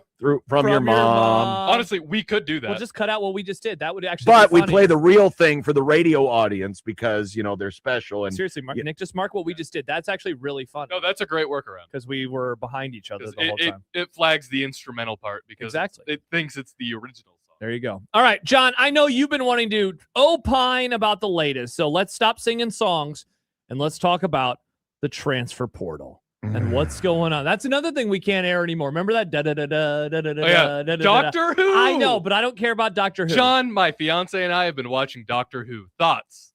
Such a freak. I never watched it. Yep, there you go. Okay. Yep, transfer portal, John. You got 10 thoughts. You emailed me. I have 10 thoughts on the portal. Let's go line by line, John. Line by line. What's your first?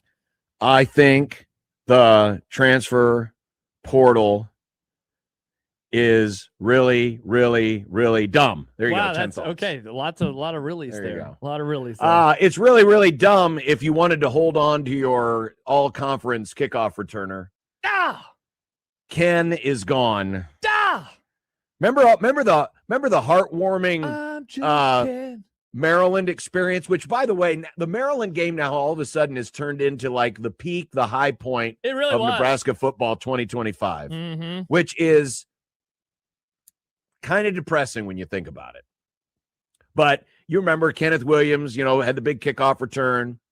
And then after the game, Troy Dannon finds out he's not on scholarship. So, Dannon just decides we're going to put him on scholarship. And they did it in the locker room and they celebrated. And then they went out onto the field and celebrated with all the fans who were there. Well, now Kenneth Williams says, yeah, I want to go somewhere else. Yeah. It's a bummer. He was pretty good earlier in the year, and especially in that Maryland game. Can you imagine coming to Nebraska and deciding to go anywhere else? I can. What? Well, I mean, not really. I guess I stayed at Nebraska. I knew some people who transferred out, though. Yeah. Well, If he would have had that consistently great year all season long, this news probably would have hit a little bit harder. But, you're right. I mean, that Maryland game, oddly, is like the peak of the season. They get a special team score or close to it. The offense comes back from down late. The defense gets some massive stops. Dylan White throws some interceptions, leads them on a game-winning drive. And now it seems like it was so long ago. Because it was like 3 months ago. It was so long ago. Mm-hmm. Many moons ago. But Nebraska did get a new commitment out of the portal. Yeah. It is defensive end Anthony Jones. When somebody gets married, John, and or like an article is written and it's like whatever your wife's maiden name was, Chris Bishop, nay, and then it has. Yeah. If you did that with this guy, nay UCLA, nay Indiana, nay Michigan State, nay Oregon. Was it Oregon? Yeah, Oregon was where he was as a freshman. Mm-hmm. It's enough nays to have a whole barn horse. Horse barn. A barn horse. Barn horse. Nice. Not that it's totally fair, but of course, my first initial reaction was, oh, great, got a defensive player from UCLA where they didn't play defense. Yeah, but I wanted to be fair. All right, so what are you gonna? What's the fair viewpoint? I'm still underwhelmed. Still trying to figure out any what improvement to Nebraska's defense is an improvement. But he's not. But their defense was worse than Nebraska's. UCLA. Yes, remember? It was markedly worse. So at the end of the Nebraska's. season, TJ Lateef started 4 games. He was bad or average-ish in 3 of them. There was one time he was really good. I forgot. Guess who how it bad was against? Yeah, it was UCLA. I forgot about that. Yeah. Sure. Jones last year at UCLA had 2.5 tackles for loss, 1.5 sacks, 4 quarterback hurries. That's what he did last year. At Michigan State, when he was a sophomore or freshman heavy, I don't know. I don't even know if we need to use these terms anymore. 3.5 tackles for loss, 2 sacks, 5 quarterback hurries. In 2023, when he was a freshman, at a third-year freshman. Indiana,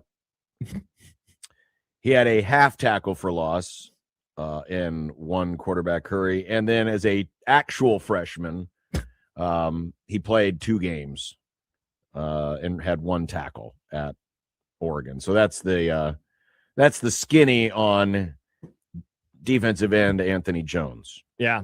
Kenneth writes, someone says his career took the path of the new Big Ten Game of Thrones I Want to Live Forever commercial. Yes. Seriously, can we do that? A little Canva, Nick, where you put him at the various stops? I Want to Live Forever, and it's all the places that he has been over the years? Incredible. Well, it would pretty much cover them all. Seriously, it'd be almost a third of them.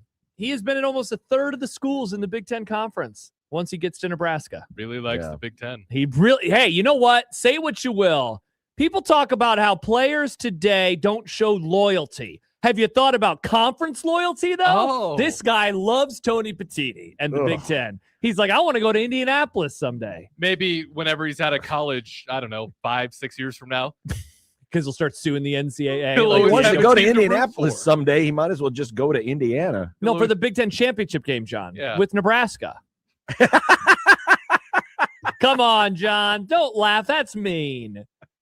That's really, really mean. Right. Yeah. That's you guys are just jerks. Absolute jerks. I mean, but there's no lie. Spot the No lie? No lie has been detected, John. No lie has been detected. You're right. Thank you for drinking the truth. Austin says so. He has more schools than sacks. Cool. Oh no! He actually does have more that's a schools fun than new stat. sacks. That's I a fun new believe. stat. You What's hang never on. want to have more schools than sacks. What's his half. school to sack ratio? Oh, 3.5. Okay, so that's already 5. Yeah, So he's it's got even, 3.5. He's got 3.5 sacks. Now 5 schools.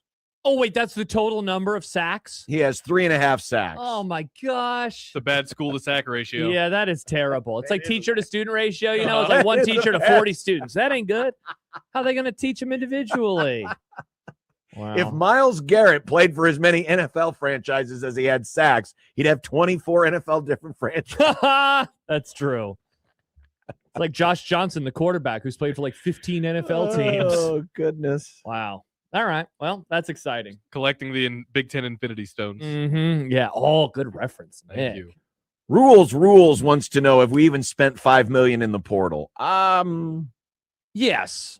Probably. Yeah, with that many players, what is it now? Eight players? I believe is what we said. But But I think remember, the quarterback is you're looking at probably $1 million, $1.5 million just for the quarterback alone. So then it's finding $3.5 million to $4 million for the other. also Are we remember- playing these? Are we paying these players in gift cards with increments of $5? Great question, no, Nick. I don't think so.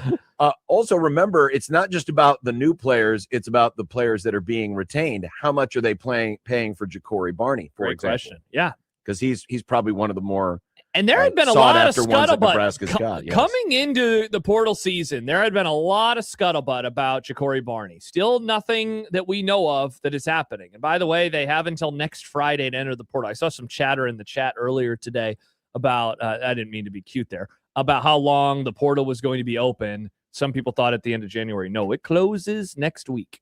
It closes next Friday. The 15th, right? 16th. The Oh, portal week will from- not week from live tomorrow. forever. In an ocean by the sea. Correct.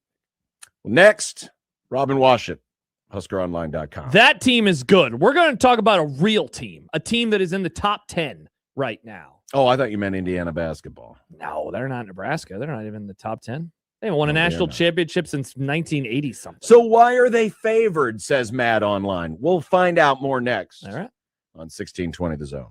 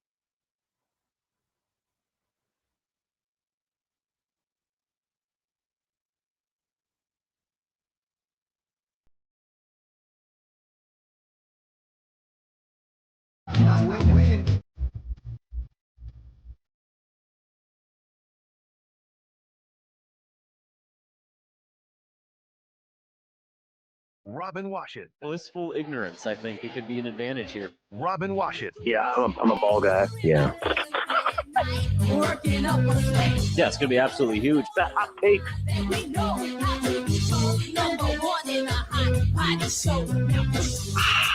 Wash it. Wash it's good. Wash it. Yeah, wash it's real good. Wash it. Wash it's good. Wash it. Yeah, wash it's real good. So I was in New Jersey on Sunday, busing to the Seton Hall game and passing right next to MetLife Stadium, where your two teams were locking up in a pivotal Week 18 NFL game. I kind of thought, because the timing of everything, I thought the traffic was going to be this, heavy stream of traffic, like it is on I-180 coming into Lincoln for a Husker game. Oh, yeah. I wouldn't have known a game was going on. I mean, I know there were people in the stadium and people out in the tailgate lot, but I was kind of surprised that it didn't feel more giant-y or cowboy-y. A little shocking, but there you go. There's my insight and analysis from Giants Cowboys Week 18. Congrats, Robin. I'm happy for you. Yeah, if nothing else, when we win, we pick the worst possible times to do it. I think if we only played on week 17 and 18, we'd be like best team in the NFL. 19-0, like NFL record-setting team, because that's the only time the Giants choose to play well is when it punishes their future. But you know what? If nothing else, Dak started that game, and we beat Dak when he started. So the streak is over. Yeah. It's over. I'm happy for you, Robin. He didn't play the rest of the game, but he started. I was pumped. I wasn't even watching. I was calling a basketball game, and when I saw that they were losing and that then he was on the bench, I was very happy. Get that better draft pick. Let's because there's no way that they'll screw this up, Robin. Everything's going to be just fine. Thank you, Dallas Cowboys ownership. You're going to do a great job. Yeah, imagine losing to get yourself a better draft pick. Wouldn't know anything about it. Yeah, something. Falcons. Of course, Hey, the Falcons were the ones screwing my team because they traded their first-round pick, those jerks. Yeah, and then they beat you. But, Robin, real quick, so the Giants are picking – oh, my gosh, you're down to 5 now? Never mind. All right, never mind. I was going to say, you don't even need a quarterback, but it would have been nice to be up at 2. Yikes, that sucks. Yeah, that's for the trade value. We could have traded down to 5. Yeah, for sure. Whatever. Here we are. Who do you want to be your new coach? Magic once again. Harbaugh. That's a good coach. He's number 1. Stefanski number 2. Good coach. But you know what's going to happen is they're going to Jason Garrett go all in on Cliff Harbaugh. Kingsbury. Harbaugh's going to leave him at the altar. Stefanski's going to feel slighted because we ignored him in the process, and he's going to go somewhere else. And we're going to end up with friggin' Mike McCarthy. I guarantee it. Oh, Mark it man. down. Let's And go. then I'll just once again check out for an entire NFL season. It'll be great. Hey, you know what? He's a floor raiser. He's just going to annoy the crap out of you in big games, but he would raise your floor. At the very least, he'd raise your floor. Well, can't go much lower. Exactly. I was going to say, how much lower can that floor be? I just looking out for you, Robin. Have you done your daily text to Fred Hoiberg today, thanking him for the fact, not that you're covering a top 10 team, but that you're not having to bunker down in transfer portal talk? Yeah, that's probably the best thing about this whole deal is, obviously it's fun to cover a good team, but I basically get a free pass to not have to deal with the minute-to-minute, hour-to-hour soap opera that is football transfer portal coverage. So I'm certainly appreciative that Fred and the boys have done their part to give me something much more enjoyable to talk about. Robin, biggest takeaway from what happened on Monday against Ohio State. I was going to offer my opinion, but then I realized that's not what this is about. I want your opinion. What is the biggest takeaway from that? Another win and now a 15-0 start.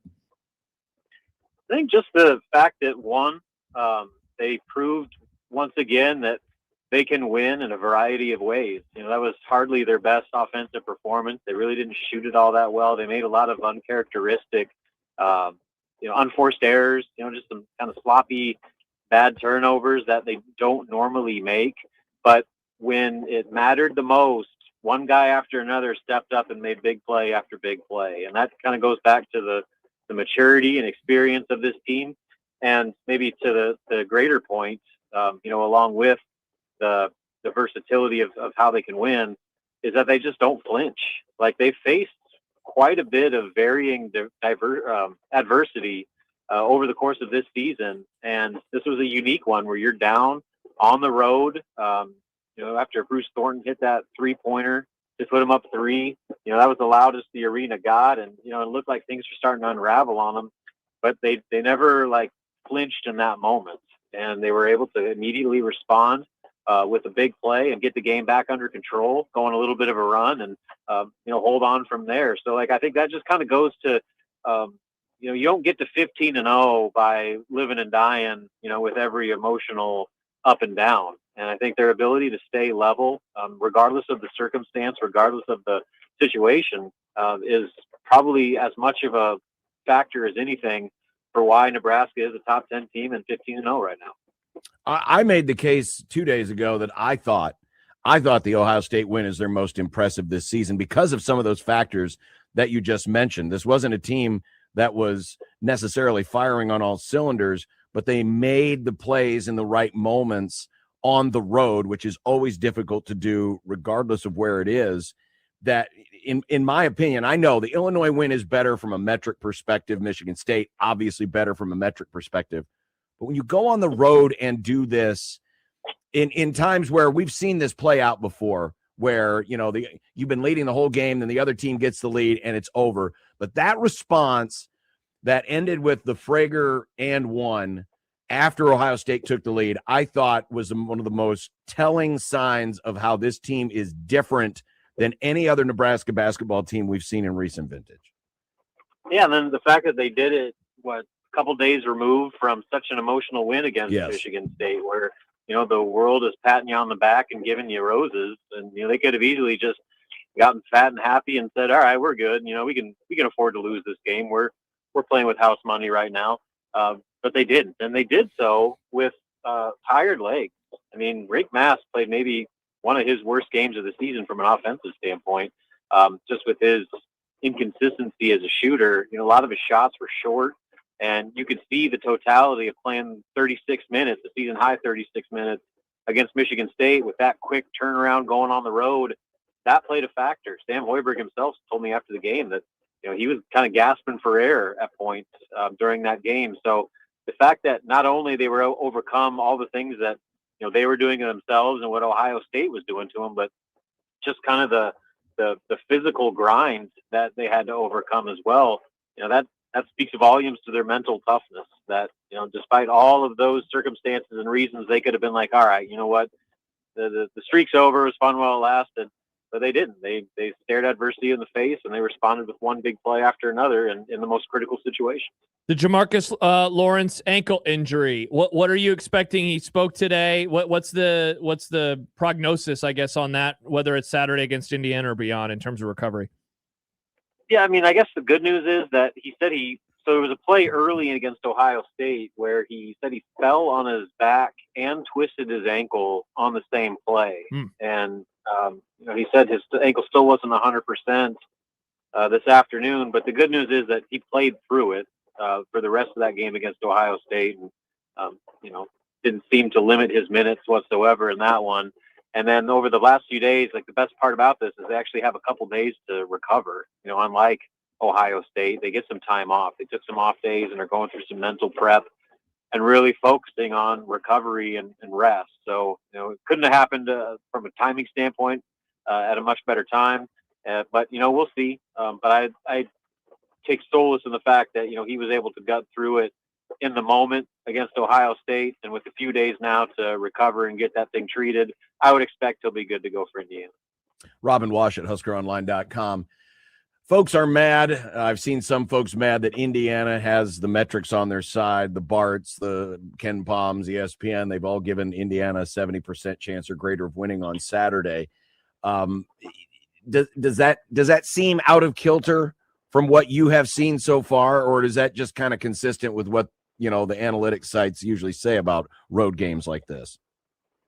Yeah, I mean, winning on the road is hard, especially in the Big Ten Conference, and especially against a team that I think matches up with Nebraska kind of uniquely in the sense that they do all of the same things offensively that Nebraska does. They shoot at probably an equal volume from 3-point range. Lamar Wilkerson and obviously the younger DeVries, those guys can go off on any given point, and they've got a lot of guys that can beat you, and that's kind of copy and paste of what Nebraska does. I think the difference for Nebraska is I think their interior game is better on both ends. Indiana does a good job of chasing you off the 3-point line. So I think the key for Nebraska is just not fall into that trap where they settle for contested threes. A lot of times when they get into trouble, it's when they try to shoot their way out of tough situations. I think they need to take the threes when they're there, but don't get complacent and just start firing up bad shots. Because I do think they have an advantage in the paint, and they need to go to that early to open up things on the perimeter. But, I think what the analytics are suggesting is winning on the road is really hard. And at some point, most people expect the other shoe will eventually drop for Nebraska. And, this is a matchup that is going to test them in some different ways. But, again, every time people want to write off Nebraska, they find a way to answer it and keep this thing rolling. So I haven't made my prediction on it yet, but I can understand why the predictive metrics are saying Indiana's got a good chance. Just because they're at home, the fact that they're playing well, and they do a lot of the things that can give Nebraska problems.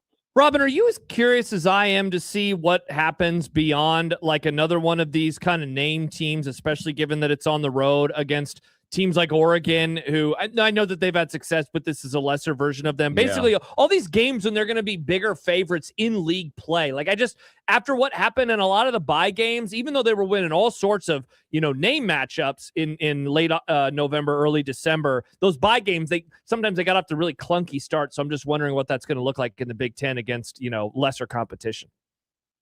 Yeah, I almost put Ohio State in that realm too, where they weren't a ranked opponent, especially coming off the emotion of that Michigan State game. That was primed for a letdown, and again, Nebraska didn't play all that well, but they still figured it out. And go back to those bye games when they didn't really play all that well, they figured it out. They were kind of neck and neck at halftime against North Dakota and New Hampshire, and they ended up blowing both of those teams out respectively. So I think that their ability to figure themselves out on the fly kind of helps them in that regard, where even if going into the game, a Penn State or a Rutgers might not, get the juices going like a Purdue or Michigan State, even if they start slow, they've shown a pretty consistent ability to flip a switch when they need to. Now, that's a dangerous game to play when you have to constantly flip that switch, but at least they've shown the ability to do it more often than not. So I like this team's mental makeup to be able to kind of handle the ebbs and flows of the emotions that go on through the course of the season. But, again, that's going to be a challenge that they're very aware of, that they need to have the right mindset every night. So, as long as they have it, they'll be fine. But how they respond if they don't bring that same fire will probably determine a lot of how the rest of the season goes. Robin Wash at HuskerOnline.com. Robin, appreciate it. Thanks. Enjoy the rest of this wonderfully rainy day. It's beautiful outside, isn't it? I'm glad at least that it's not snowing, because I got to board a flight tomorrow, and the last thing I want to do is, deal with snowy winter conditions as I'm trying to head to beautiful Bloomington, Indiana. That is true. Safe travels, Robin. And it's a drive, too, because it's not just a flight. It's a drive after the flight. So. It's like an hour. Drive through pure Indiana farm country, too. So are you going to Indy or are you going to Chicago? Indy. Well, both. I'm connecting. Yeah. Flying out of Lincoln. Yeah. Connecting in O'Hare, and then going to Indianapolis, renting a car and driving to Bloomington. So it's going to be a day tomorrow. Yeah. Pray for me. Yeah. Good luck, Robin. Pure Indiana. That sounds like a travel log series that Robin could host. Or an album. Welcome to Pure Indiana. Today I'm in Terre Haute. Oh, those Larry Bird. Bye, Robin. No, that was French Lick. Oh, yeah. He's schooled in Terre Haute, but he's from French Lick. That's what it was. Okay. Yeah. All right. My bad. That's all right. Okay. All right, Robin. Take care. Bye, Safe Robin. travels. See ya. And, of course, read Robin's great recaps, because he'll be there in the flesh at Assembly Hall for Saturday's game against Indiana. It's kind of mirror images Team that can shoot Because they the wear three. red? Well, that too. Team that can shoot the three, but they're good inside as well. And old. Their top 6 guys are all seniors. Yeah. So this is a team like Nebraska, old. And that can be to their benefit. So certainly a unique challenge. And we didn't even talk about the Darren DeVries of it all. No, we did not. That is certainly something, given at the very least, there's going to be a little extra oomph to his preparation wanting to beat Nebraska like that. You can take the man out of Creighton, but you can't take the Creighton out of the man. That's true. So that hatred, in the words of many characters in Star Wars, let the hate flow through you. Mm-hmm. Exactly. Palpatine, Nick Palpatine. Which one? By the way, listener Kenneth. Yes, thank you, Kenneth. And listener Kenneth has come through with a graphic. We were talking about Anthony Jones, the new Nebraska edge rusher commit. Mm-hmm. This is his 5th different school, and they've all been Big Ten or now Big Ten schools. I guess when he was at Oregon, it wasn't a Big Ten school at the time, but that's better than what my idea was. He has superimposed his image on the various spots on the map. Well done. Where he has played in the form of the Big Ten I Want to Live Forever Game of Thrones commercial. So there it is. Great work by you, Kenneth. We appreciate you. It looks very good. Nice. So good. So good. All right. Coming up, let's see. Got a few items got to get to in the mail sack. Get your sacks out, boys. The sack maybe a little bit more on old Calandria. Also, there's another quarterback in the Big Ten making news this week for very different reasons. Oh, yeah. And there's been some developments in that story as well. Talking about DeMond Williams Jr., who is trying to get out of his contract with Washington so he can go play for old Lane Kiffin at LSU. Allegedly. 402-951-1620 if you want to join us anytime in the Prairie Flower Casino Zone hotline. Don't forget, you can always get those Prairie Flower Casino $100 gift cards. Drove by the Prairie Flower Casino. I don't know if I noticed it before. Yeah, because we were coming back from the airport. They got the nice, big, new, neon lighted casino on the side. You can see it now from the drive. I guess I had noticed that before. Maybe it's because I haven't driven by there at night recently. I was going to say at 2 a.m. in the morning, But it looked really nice. It was nice and bright. It was like a beacon saying, come enjoy our And you said, I have to go home, but I would love to stop by. The beacons are lit. Gondor calls for aid. Oh, great reference, Nick. John doesn't get it. But he will. He will. But he will. No, I won't. He will. Also, I believe we also have some St. John's, Creighton St. John's tickets to give away today. Oh, basketball? If you would like to go see the game on Saturday at CHI Health Center, so stick around for that. We'll do that as well. And join our VIP club. Sign up for 1620, the email, where you get to find out about all of the exciting things Nick has produced. What? Including early advantage on contests, sports news, and more. Sign up today and become a member, and we won't spam you. We won't overload your mailbox. That's the best part of 1620. It's the second best part. The best part is all the great stuff inside of the email. The second best part is that we don't annoy you. We don't. There's some places I get emails from like 100 times a day. That doesn't happen, so which I should probably unsubscribe. Yeah, to just those. unsubscribe. But the Zone, we send you good stuff, great takes, fun things, and more. Ways and to win exclusive prizes. stuff that you don't get anywhere else, or exclusive access to early things like four-quarter pick'em, for example. Maybe in the future, you could have a live video of John driving home at 2 a.m. You could get a link to one of those, and he'll be like, whoa, look at the casino. The John stream. I have another hour and a half to go until I'm home. It was pretty boring. Put it that way. Mm-hmm. Though it was nice. I mean, there wasn't a lot of traffic out there. That's true. That's nice about driving at 2 a.m. That is the one advantage of morning. driving at 2 a.m. But go sign up today at 1620thezone.com.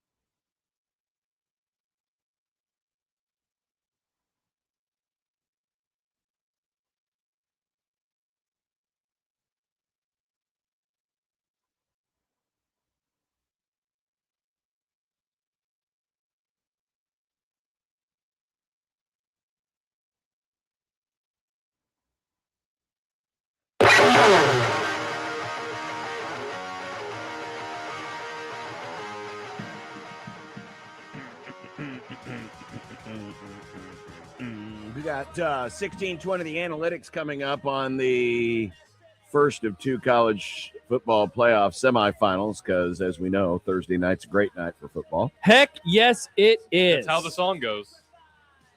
That'll be coming up in just a smidge. Let's see. Oh, I am opening up all these different tabs. I got so many tabs. Close open right them, man. I know. What are you I am one of doing? those guys that likes to close as many tabs as possible. Yeah, apparently not though, because you're confused. Well, right about now your I didn't. tabs. Right now I didn't. Well, because I just opened up another new tab. I was Wow. trying to work on a project that someone has been, harassing me about. So I'm John I'm opening opening a lot enough of different tabs things. to give everyone a soda. John, what do you think about this text that I just got about the Creighton Athletics Hour, a great radio show that airs on the 1620 The Zone that says, damn, you guys missed out on a perfect opportunity for a great tagline with the Creighton Athletics Hour. You could have said, listen from the people you love talking about the team you hate. Oh. What do you think about that as the tagline there, John? I think that sounds like an idiot. Wow. He's our Monday friend.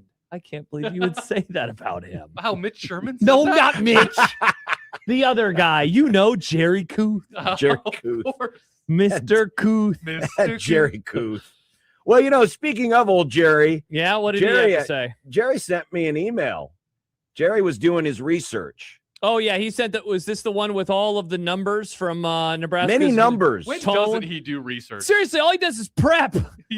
Give this Oh, he's man working hard, a man. 4-hour radio show Is his- again. is his- He needs to be back on the air for 4 hours. It's like his hobby is just prepping for something It that is. never happened. That's true. Because Michael doesn't like yard work. Uh-huh. He does go for long walks. He loves walks. Not on the beach, but just walks. But that man loves prep. He loves prepping. Like when I get home and I want to unwind, I read a book. Michael's like, I got to look up quarterback numbers. Just in case somebody needs it. I also love, hey, here's a quick aside as I see a graphic John just put up. One of my favorite things about John is that whenever Nebraska gets a new person, it is also the blank files. And so now it's the Calandria file. It really makes naming the segment easy. It does. It does. It is. It's Yeah. very simple. Yep, exactly. Thank you, John. Yeah, good It's job by very, you. very simple. Good job by you and good job by Jerry Kuth.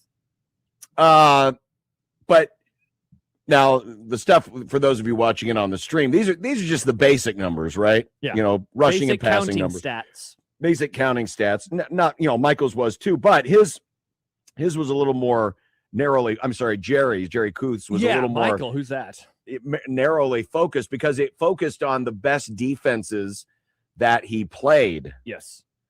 Because, as we know, it's the Big Ten. Great defense in the Big Ten. Mm-hmm. And Calandria was most recently at UNLV, which was in the Mountain West. Oh, come on. Why do you have to act that way? He was the Mountain Because West. I'm not sure. Oh, Yes, I see. they are. Yes, I'm he not. was- Honestly, I used to know these things. Now it's just like a Mountain. He was the Mountain West maybe? Offensive Player of the Year. That's how you can remember what conference he was in because he was. Well, that doesn't help me. Oh, okay. Well, I read like 8 articles yesterday that mentioned he won the Mountain West Offensive Player of the Year. In my NCAA save, I was the OC for Nevada, so we would play them constantly. Nice. Good job by you. But the best defense he faced last year, and he faced him twice, was Boise State. Of course, they played in the championship game.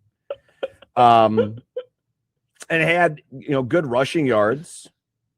Yeah, dude. I said this yesterday. Really good rushing yards. It was over 200 rushing yards in the two games combined with 2 touchdowns. I said this yesterday, and so I'm sorry for repeating myself, but John, I think we can unequivocally say that Nebraska has a dual threat quarterback.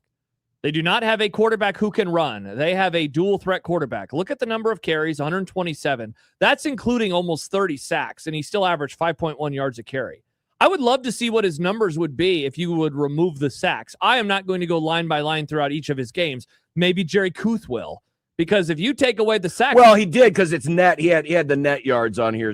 So for example, in the first game, 118 yards rushing, but 87 net. So that's taking off the sacks. wait, Michael did that for all of his games last year? I thought he just did it for the tougher competition. What else is he going to do? Yeah, these are the tougher games. No, That- but yeah. I'm saying the whole year, John. I bet he was probably an 800-yard rusher He could last have year, been. and that probably means he averaged over 6 yards a carry. So again, they have a guy who is dual threat. That said, it is interesting as you include the Virginia numbers.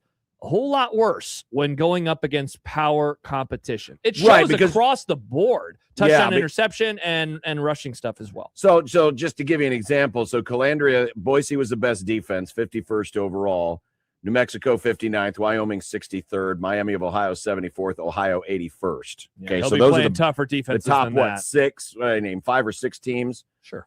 That they played when he was at Virginia 2024.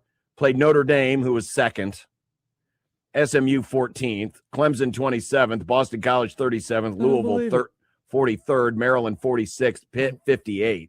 Yeah, and that is going to be more And of the schedule that he will see next year. And though honestly, Precisely. I mean, Oregon, Ohio State, Indiana, those are all going to be top 10 to 15 defenses. And Ohio State and Indiana, if they keep it up, they're going to be top 5 again. And if you look at the overall Iowa. numbers, his overall numbers took a dip in year 2 from year 1. Yeah. You know, when he And started, he got benched at the end of that year. he got started benched at the end of 2024. The yards per attempt were down rather significantly. His touchdown to interception was 13 to 11. The rushing totals went down, had more fumbles than he did from his first year. Now it got better-ish. It got better at UNLV, again, playing weaker competition, 23-9 interception to touchdown interception ratio, 8.3 yards per attempt, 66-yard completion percentage. And the rushing totals, you know, again, this is sack yards included, 650 yards and 5 yards a carry with 10 touchdowns. Did have more fumbles last year. And that leads to the second page in the Calandria files. The turnovers. Oh, maybe he can get an NIL deal with Amigos. Nice. I do got the Calandria rushing numbers, John. Shout out to Michael Severe. 865 rushing yards, sack adjusted with 4 fumbles lost, 6.8 yards per carry. Good stuff, Michael. That's a lot of rushing yards for a quarterback. Anyway, now then that begs the question: is that what they want the offense to be? Is that what they want the offense to be? Do they want to, lean more towards, what they had with Adrian Martinez, for example? That's what, as we know, Adrian Martinez was the lead rusher, or at least one of the top 2 lead rushers on the team when he was healthy. Yep. But that was the key, is he was when he was healthy, and of course the fumble numbers, went up. So there's a give and take in all of this. Yep. That's what is standing out to me, him compared to Minchie. Is I didn't think Minchie, and it was a very small sample size, obviously, at the college level. I would not have considered him a dual threat quarterback. I would have considered him a quarterback who can run. But there is a huge difference between a quarterback with mobility and a dual threat quarterback. That's pretty interesting, because this would seem to be, it certainly would be a much different offense than the one that we have seen around here for the last couple of years. Even the one with Harburg, I wouldn't say that he wasn't a dual threat quarterback because he couldn't throw. He was just a guy who could run and occasionally had to throw the football down the field. Yeah, he was a running back who was playing quarterback. Bingo. This is way different. And as we can look at the graphic here and see it, and this is just obvious. If you have a quarterback who runs, that means that they will have more opportunities to fumble, period, because they will have the ball in their hands more, getting outside the pocket. Heck, we saw with Ty Simpson at the end of the first half in the Rose Bowl. He ran, he fumbled, and that kind of changed the game as Indiana was on their way towards blowing them out. I don't hate it. This is not a critique, by the way, to say this. Like, oh, no, you can't have a running quarterback. I know people are going to be jazzed about this because they haven't had a quarterback who could move it all over the last couple of seasons. This is going to be nice. It's going to be different, though. And how is he going to do against way better defensive competition? And with this coaching staff. Yeah, Kenneth. What are they going to call for him? Yeah, Kenneth, who is our resident Notre Dame insider. Thank you, Kenneth. Minchie is a pocket passer who can escape as needed. They would not have been running a heavy option or RPO game with him. And exactly. And they will be with Calandria, or at least they can. You go watch his highlights and you see some zone read stuff, and you see a guy who can run and who is going to mix it up a little bit, jumping over players, putting shoulder down, trying to run over guys. Again, the level of competition is about to change big time. And so how will that work out for him, and how will that work out for Nebraska's offense? But no longer will Nebraska have a quarterback drop back and be a statue, being a stargazer, Nick. He might get sacked. Hell, he got sacked a similar number of times to Dylan Raiola, but at least there will be some escapability to his game. Hopefully the line is doing a better job. in front Crazy of him legs. with Mr. Don't do Well, that, it's going to man. be and Triggered.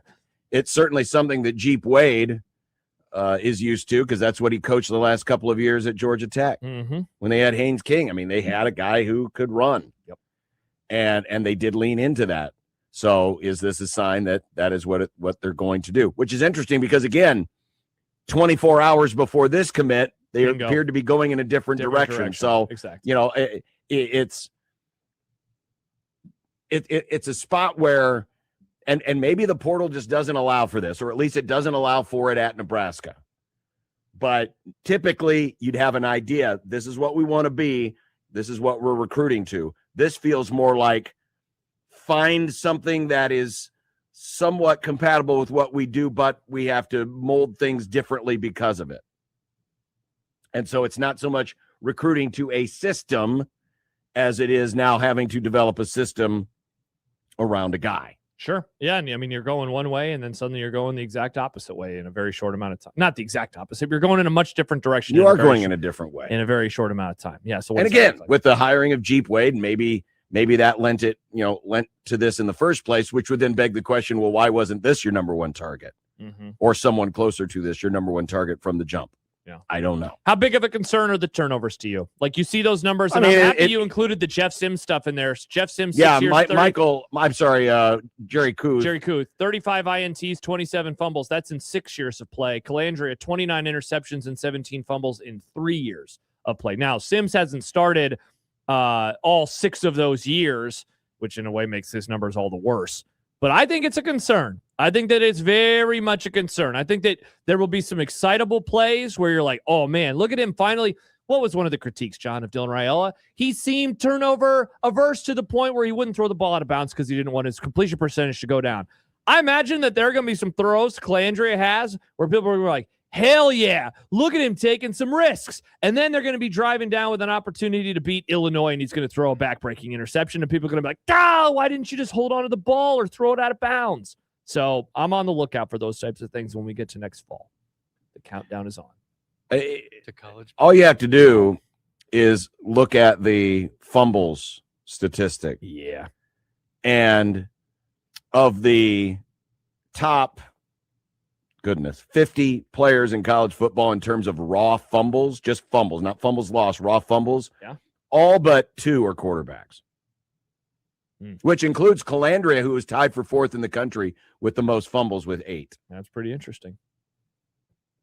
And you look at some of the guys that are around him, Blake Horvath, Navy, obviously runner, 11 fumbles. Let's see. Jake Retzlaff at Tulane, 7 fumbles. Joey Aguiar, Tennessee, 7 fumbles. Jalen Daniels, Kansas, 7 fumbles. You know, that's kind of what you're moving into. But, you know, it's a give and a take. Now, the key is, are you going to be able to get some of those back? And remember, last year, Nebraska famously had a positive turnover margin. And it didn't matter. +2 for the season. Still didn't really team. change their fortunes that dramatically. Same exact record. And all those games they played where they had an equal turnover margin. So what they gave, they took. Or in some cases, neither gave nor took. Well, are you going to be able to get some of those back? Because Nebraska historically has not been a good football team when they turn the ball over more than they get back turnovers. But last year, even breaking even, they were under 500. So that's going to have to be something you're going to have to adjust to, because you're assuming you're going to have a few more turnovers. Are you going to be able to get some of those back and then some? Mm-hmm. Good questions. Very good questions. I don't know. Mm-hmm. I don't know. And again, a lot of this is also going to depend on who's he going to have around him. Who's he going to have at running back? Who's he going to have at receiver? Yeah. How much better is the offensive line going to be? Great questions. All very good and important questions right now. So, I'm again with a lot of these things. It's kind of the same with Minchie. I'm like, oh, okay, well, that's interesting. I'll be curious to see how it goes. This feels a lot more like, okay, you're bringing in this guy to start. That there's no competition, or whatever competition we thought there was going to be with Minchie is not going to be there with this guy, or less of it. Yeah, I would. I mean, this is a 3-year starter at the FBS level, 2 in the Power 4. Be a stunner if he wasn't the starter. Exactly. It'd be You're bringing this a guy true in to stunner. start. Yeah, for sure. You're bringing this guy in to start. So, if you were expecting competition, and that's not to say that TJ Lateef couldn't have an amazing spring and summer and, put himself in position to contend. But at least at the start, you got a pecking order now. Yeah. You got a clear pecking order. Yeah, you definitely do. The Damon Williams story took an interesting turn today.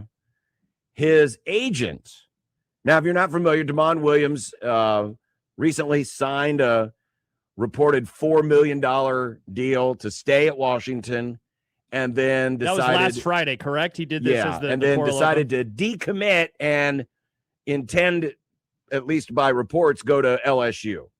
And Washington saying, whoa, that don't jibe. You either got to stay here or you got to pay us back. Mm-hmm. Folks. And it's very likely this thing's going to end up in some kind of litigation. Well, the agent who was representing Williams today, Doug Hendrickson, announced on social media that he made the decision to end his representation of Damon Williams Jr. effective immediately due to philosophical differences. Yikes. And now Darren Heitner, a legal counsel who has been most probably famous for being involved in that Wisconsin-Miami remember the Wisconsin-Miami tampering lawsuit from last offseason? Xavier Lewis, a player who had committed to Wisconsin and then kind of a similar situation to Williams, signed something and then wanted to leave and go to Miami, and Wisconsin said, well, Miami was tampering. It went to court. Heitner represented Lewis. He has now said he is the new legal counsel, or is the legal counsel for Damon Williams in terms of this story. And a lot of folks are opining that this could be like the next big thing to unravel, depending on where it goes in the courts, if it's settled, if it goes to litigation, that could change the dynamics of college football, because it essentially comes down to, can you enforce a contract? Because according to the contract, there's a buyout that is at the sole discretion of Washington. It states that the institution is not obligated to enter the student athlete into the transfer portal or assist or facilitate his transfer to another college. And Washington is refusing to allow Williams to enter the portal. Yeah, I just don't know so let's say that they win it, which I don't think that they will, because I never really think that the universities are going to win any of these types of things, just like with the Miami-Wisconsin thing. Man, John, like forcing a guy to stay in that relationship that he obviously wants to end, I think you just wonder what that looks like. Now, I'm not saying that that's wrong or anything. It's just more, how would that even show itself on the football field? The other thing, what was the reason the agent gave? Like differences of philosophical differences. So my question then would be, all right, so is there a world where the agent was actually pushing this to try to make more money, or was this always Damon Williams? It's probably more Williams, is it not? I mean, I'm guessing the philosophical difference is because Hendrickson is also Jed Fish's agent. And that is awkward. Like, which tells me that he does not like the fact that, you've just hurt one of my other clients by your actions. And by the way, I'm dumping you. The Jed Fish money is going to be much more regular and much stronger, at least for the foreseeable future, because he has head coaching money. And it's not as volatile as the head coaching business is, and contracts are in that. It's way more standard, I guess you could say, versus what's going on with the players themselves. There's so many different layers to this. Sam writes on the JTech Construction Zone Twitter feed, I guess I don't know how it's different than a pro team calling a bluff and letting a guy do a holdout. Yeah, I guess that's a good point, Sam. Like we do see that in the pros where they're like, all right, fine, but eventually what happens? Usually the holdout ends with the team trading the player or signing them to a new contract. But remember, those are binding contracts. Correct. Those are actual contracts. The actual issue at the heart of this is this contract binding? And that's what they're trying to prove. And so, in the NFL, I mean, anyone who has held out recently, like Trey Hendrickson last year, held out because he wanted a new contract. But if he was going to play for the Bengals or for anybody else, he would have had to abide by what was in the contract that he signed. Either the Bengals were going to have to trade that contract away, or they were going to keep it and he was going to pay. So that's the difference. The difference is in the NFL or in any pro sport, the contract actually means something and you actually have to abide by it. Here, it's yeah, for sure. Might as well be sitting, or might as well be signed on toilet paper. And here's the other thing that I would ask: is there a world where Damon Williams wants to stay at Washington if he gets paid a little bit more? AKA, is this only about the money, or is it also that he wants to go play for Lane Kiffin and LSU? Because if it's the former, then all right, is there a world where Washington is like, fine, we'll pay you a little bit more, and we're happy to have you here? You know, I think this thing has already reached that level where I can't see that being possible. Probably already reached that level on Tuesday. Yeah. Reached that level I mean, on the fact that he signed something and said, yep, I'm in and I'm getting his big check. Yeah. And then a couple of days later said, no, I'm going to leave. I mean, that right there, wherever Damon Williams' Q rating was in Seattle and the greater state of Washington, yeah, for sure. went from, if it was at 100, it's down to 5. And you know what? Hey, shout out to Nebraska. The death schedule just got a little bit easier over the last couple of days because Damon Williams now won't be playing for Washington in 2026. Just a little bit easier. Tiny bit easier. Are you saying Nebraska's going to beat Washington? No, I would never say that. But just a little bit easier. Maybe they'll just be 14-point underdogs now instead of 20. Oh. Yeah. Wow, you think he was worth that much? I mean, he's a starting quarterback. I'm kidding. Nebraska's not going to be a 14-point dog to Washington. Settle down. Yeah, we don't know. Actually, I'm looking at Washington's transfer portal. They've lost a lot more guys. They've lost a lot of guys. Doug in Idaho, Dylan Raiola to Washington. It's still quiet. Quiet. There's that movie Quiet on the Western Front. Right now, it's Quiet on the Dylan Front. Ooh, that'd be a good Canva, Nick. Would it? Yeah. I mean, some people would get the reference. We did that for a movie. Dylan to be Canva'd into a World War I soldier? Sure, why not? Why not? They weren't the good guys. I didn't say that they were. Are you saying Dylan Raiola's a good guy? Are you saying he's a bad guy? Well, it's up to interpretation. Open to interpretation. You know who else was a World War I soldier? I do. Designated Hitler. Oh, the overhits. That's the first one of the year. Wow. Happy New Year. No, we had one. We had just had one in the crossover. Did we? Well, we didn't call it out, though. No, we didn't call it out, but it was in there. Oh, by the way, John, going back to the files thing, there was a really funny comment that I need to scroll up and find real fast. God, sure it was great. It was really funny. I'm going to keep scrolling. Yeah, here it is from Sicilian. Going to be awkward when Nebraska gets a quarterback with the last name Epstein someday. John's like, let's break out the Epstein files. We're releasing them. We will. Oh, man, I want them to do this so bad. We will release the Epstein files. If that happens, I want John to get all the stats and just put a black bar over every single God, that one. could be so. Okay, come on. Rule, I have your number. I'll call you. Sign a quarterback named Epstein. Any player, actually. We don't care. We'll just do it. It doesn't have to be a quarterback. It could be a coach. Maybe the new defensive line coach is something Epstein. Oh, cool. God, that'd be great. Just for the memes. All right. Just for the bit. Hire somebody for the bit. Chance says, have y'all seen the weird fake rumors of him to Syracuse? I have. Yeah, there was some pretend Instagram live or Instagram story of Dylan at Syracuse, but it doesn't seem real. So it ain't happening, Nick. Don't put it on the list. Well, not yet. Not yet. It might. There is still time. There is still time. But time is ticking on down to the kickoff of Miami and Ole Miss. Can't wait. America's team, Ole Miss, the plucky underdog against Miami. Also Confederates team, Ole Miss. Yeah. Oh, yeah. They used to wave the flags at that stadium. You know how they got rid of the Confederate flag inside of whatever that stadium is called? So they would wave them around Von Hottie or Von Hot? Von Hemway. I think you're onto something. So they would wave them on the tiny little flags. They would wave a ton of Confederate flag. They banned the sticks because they said that they were a risk for like poking eyes and stuff. So they banned sticks and then there were no more Confederate flags. You know, I think the Confederate flag should have been banned after, they lost the war. The Civil War? That probably would have been. Imagine waving the flag of the losing side. Well, so you would have been fine if they would have won the war and then they could have kept flying the flags. Well, then they would have banned the stars and stripes. Yeah. Yeah, they probably would have actually. Probably would have. Yeah, no more stars and bars. if they'd have won the war, they wouldn't have taken over the North. They just would have kept their sovereignty in the South. Well, they wouldn't know how to You read think the so? Declaration. No Yes, debates. the goal was not to move slavery. The goal was to be their own nation and have For their slavery. own laws. For slavery. I wonder what that would have meant. SEC obviously with football slavery. eventually. Happy we don't live in that world. Nope, we don't. Because they lost, you losers. Losers. That said, we're Well, going to but preview we're the rooting game. for Ole Miss now. Are we? I mean, I want to be right, so I'm rooting for the Canes. I'm rooting for Ole Miss, man. I know you are. You keep saying that. I like it, man. I know you do. I want them to win. Wave that Confederate flag, says John Bishop.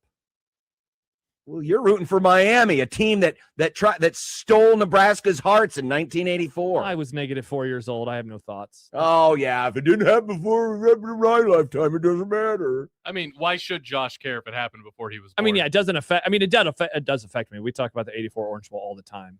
All right, let's talk about this game though when we return. In 1620, the analytics.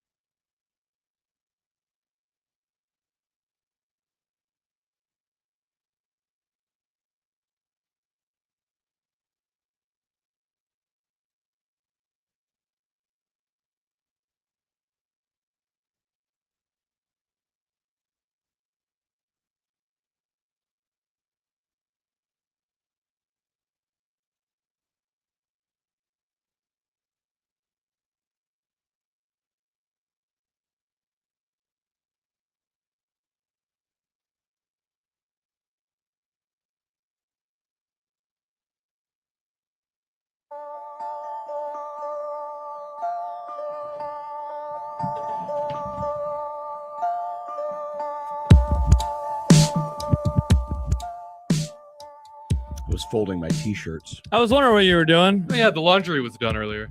Yes, the laundry was done earlier. We heard it. Mm-hmm. Miami and Ole Miss tonight. What time is the kickoff? I assume it's a 7. 6:30 is like when the game starts, so probably 6:40, 6:45 is when it'll actually get going tonight. You got the Canes who have wormed their way. Actually, both teams have wormed their way in from the first round. Ole Miss had home field. Miami did not. Miami's been on the road, and they've been winning. Now they're a step away from playing for the national championship and holding up the honor of the Great Atlantic Coast Conference. Wow, good for them. While Ole Miss is the lone survivor from the SEC, which is another reason why we're all rooting for them. You are so weird. Ole Miss in Miami. A lot of blue on the 1620, the analytics, courtesy of Parker Fleming and Game on Paper. When you look at the matchup, Miami's offense, Ole Miss's defense, a lot of darker blue, which is really good for Miami. One area where there could be some issues, Ole Miss side of things, is on early downs, where Miami's a top 20 team on early downs, while Ole Miss is just middle of the country. So that's kind of the one area, at least in terms of this graphic, where Ole Miss is a little susceptible on the defensive side. But again, Miami just a skosh better. But I think real interesting battle tonight will be when Carson Beck goes back to throw against Ole Miss's defensive or pass defense. 10th is Miami offensively. 18th is Ole Miss. So pretty good battle to shape up there. And then when you look at the other side of the battle, you forget Ole Miss had some really good defensive numbers this year. I know last week's game against Georgia, a lot of points, especially late. A lot of that could have been fatigue, also familiarity. Sure. That's the other area. Well, Georgia too. put up a ton of points on them in both games. Correct. But look at the quality drive rate. This will be a good battle, especially when Ole Miss has the football. Ole Miss has the best quality drive rate. These are drives that end up in the scoring zone, which is essentially inside the opponent's 40-yard line. Red zone plus. They are number 1 in the country, but Miami on defense is number 5 in the country. So that will be an interesting battle. Parker Fleming, by the way, says Miami 28, Ole Miss 23. The thing that I wonder, sorry, did you have something else? I was going to say, the thing that I wonder about, and, oftentimes at this level of the sport, and when I mean this level, I mean Final Four, national championship game, there are things that I think are tried and true. And one of those is a real dynamite defensive line matching up against an explosive offense. I think that is always a great battle. And I think that we have one in this game tonight. When Trinidad Chambliss and Ole Miss have the football, what happens with Miami and their defense against them? And we have some extra numbers now on the screen, or the radar charts on the screen. And so we know that Miami can get after them. They got after Julian Sayin a week and a day ago on New Year's Eve. They really got after them and made their life extremely difficult. Now, Chambliss, much more mobility to his game, right, in terms of what he is able to offer and what he is able to do. And so I wonder what that battle and what that matchup looks like. If they can have that type of success again, then in my opinion, there's no real way that Ole Miss is going to be able to win the football game. But if Trinidad Chambliss is able to escape, and if he is able to get away and not allow for that havoc, which is one of the spots that Miami is going to have an edge here, that's a way for Ole Miss to get a victory. Time to put the glasses I was on wondering here what so you were can doing. see I a just little bit realized. Yeah, I don't. By the gray way, and the blue don't work together. Do what? The gray and the blue on this chart don't really work. Well, this is the Game on Paper actually did the radar charts for us this week. Oh, that's very nice. So it was an easy cut and paste. So offense is going to show up in blue and defense is going to show up in gray. So to your point, this is when Ole Miss had the ball or has the ball. It's a real even battle in a lot of different areas. there's really, I mean, there's an area where Ole Miss's offense has an edge on Miami's defense, and that's with some explosive plays. Certainly with explosive plays in the running game. That's where Miami's defense is particularly weak. Ole Miss is really good with explosive pass plays. They got a huge advantage there, and just explosive plays in general. Miami has a little bit better advantage in creating havoc, and better advantage in stuff rate and line yards. So running the ball, dominating the line of scrimmage. Miami seems to have an advantage in that category, but everywhere else, it's a very, very even matchup between Miami's defense and Ole Miss's offense. And then when you look at the other side of it, icky. And again, offense will show up in blue, so it's not team color based; it's unit based. But offense is blue, defense is gray. So this is Miami when they have the ball, and very similar to the other side of the matchup. If you look at the explosive plays, passing, big advantage there for Miami. But in a lot of other areas, from havoc to line yards to average distance to go on third down, big advantages for Ole Miss. So really intriguing matchup here again, and you don't have the familiarity. These teams have not played each other. Yeah, so a couple things off of that. Ole Miss, 2 wins in the playoff, and this is not me trying to say that they're bad or anything, but it does make it a tiny bit easier that they got to play rematches both times. Tulane, who was overmatched anyway, they played them earlier in the season. And then, of course, we know about Georgia. They lost the first one. They were able to get revenge in the second one. So that's one of the things you do wonder about now that, again, with all of the stuff happening with their coaches, it probably helped that there was that familiarity in the first couple of rounds. On the side, though, of Ole Miss, here's where I'll say something really positive about them. If this game gets into a shootout, I do not think that is a recipe for a Canes victory. I think a game like last week, I think is super positive for Ole Miss, because their offense is rolling against a good defense. And I think it's a problem for Miami because I don't think, John, over the course of 3.5 hours and 4 quarters of football, I don't think Miami's offense would be able to do that. I think Miami would much rather have a game state of last week where, of course, who doesn't want to be up 14-0, but where it is low scoring, where the possessions are limited, where they can sit on the football and maybe get some first downs and then have to punt. That is the recipe for Miami. But if this thing gets into a back and forth game, I would really like the Rebels to be able to win that football game. Yeah, I think if it's a game of big plays, I'm taking Ole Miss. If Miami can limit the big plays as they have done for the most part in their 2 playoff wins, then I think it definitely advantage goes to Miami. Yep, for sure. So and again, both defenses, that their chart looks like a mushroom. Oh, that's exciting. Thanks, Nick. It's my contribution. There you go. Well, it's good to describe it for the folks on the radio. I said what I did about the defensive lines early because, man, John, I just feel like I've watched so many semis and national championships and then in the NFL Super Bowls and playoff games where it's like, yeah, the team with the best defensive line won. And I just can't. That's why I picked Miami on Friday. I just cannot get that out of my head that what they have to offer up front is going to be a problem, because that's the little secret about Georgia this year, and really the last couple of years, is that pass rush has taken a step back from what it used to be, when they were winning those back-to-back national championships. It hasn't been that way over the last few. Also, maybe something worth watching.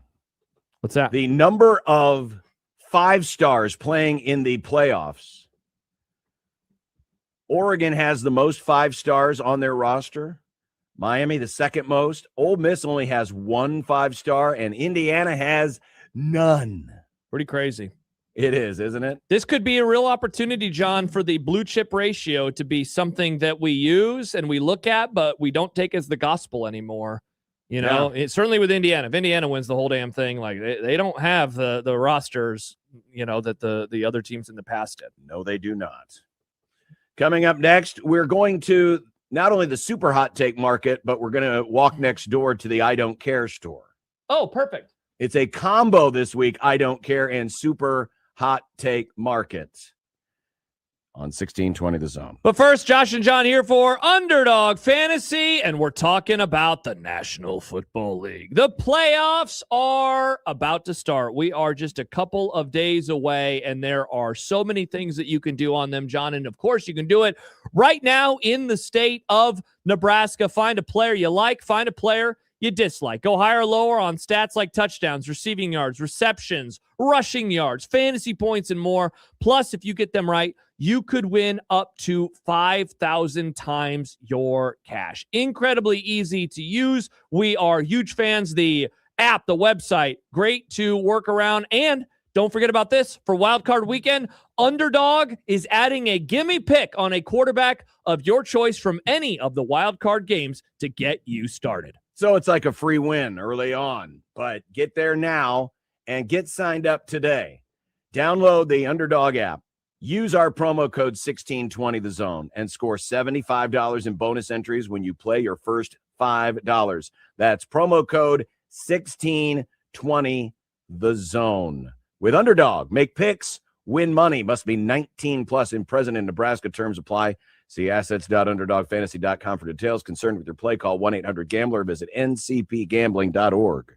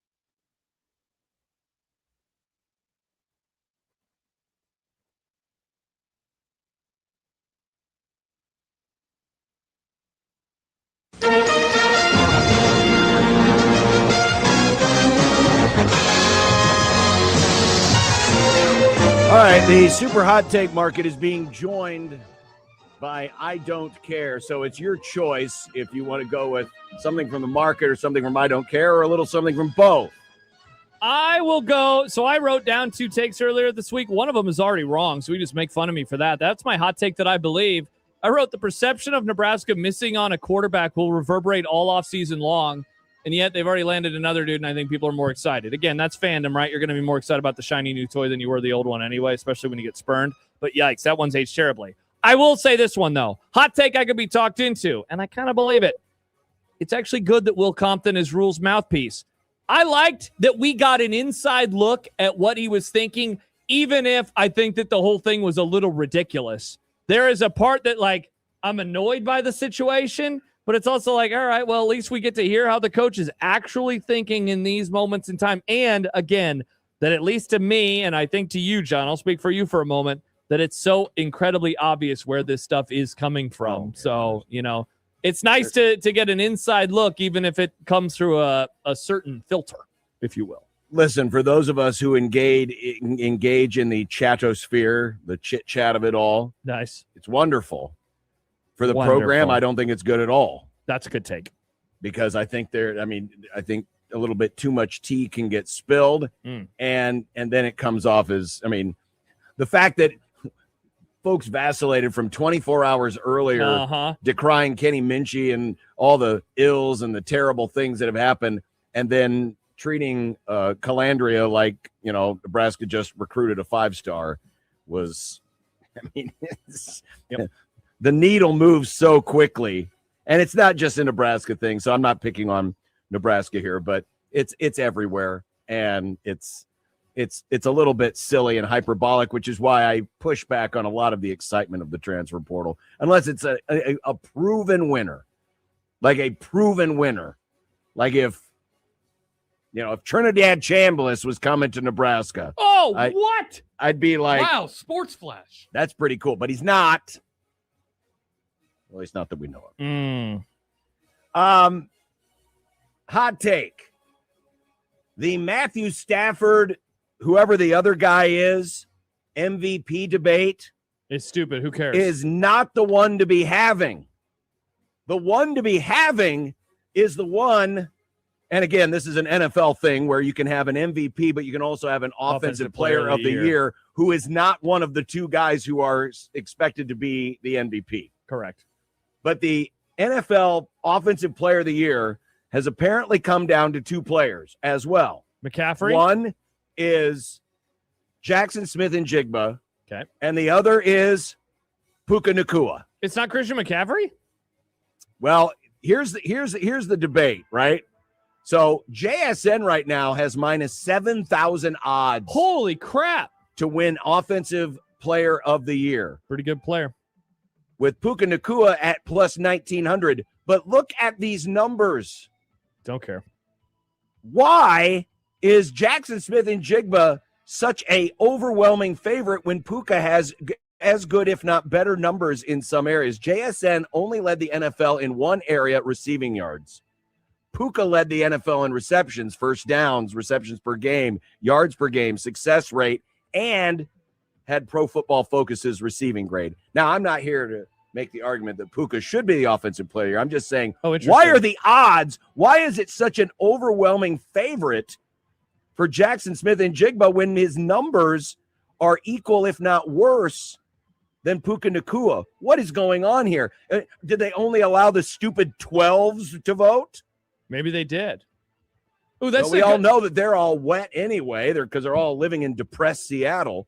But this is really weird to me. This is a bigger debate, in my opinion, than Stafford versus May. This is awesome because it can lead into I don't care. I don't care about any of these awards. Well, of course not, because you don't have any guys. But you don't either. How you say that the Heisman is dumb, and now you just spent time talking about the Offensive Player of the Year. Who gives a rip? You've never talked about any of this garbage, and now because your players are involved, you're suddenly doing deep dives and you're putting out the files lists about all sorts of things where some of the stats are redacted. I'm just asking the question. That's all.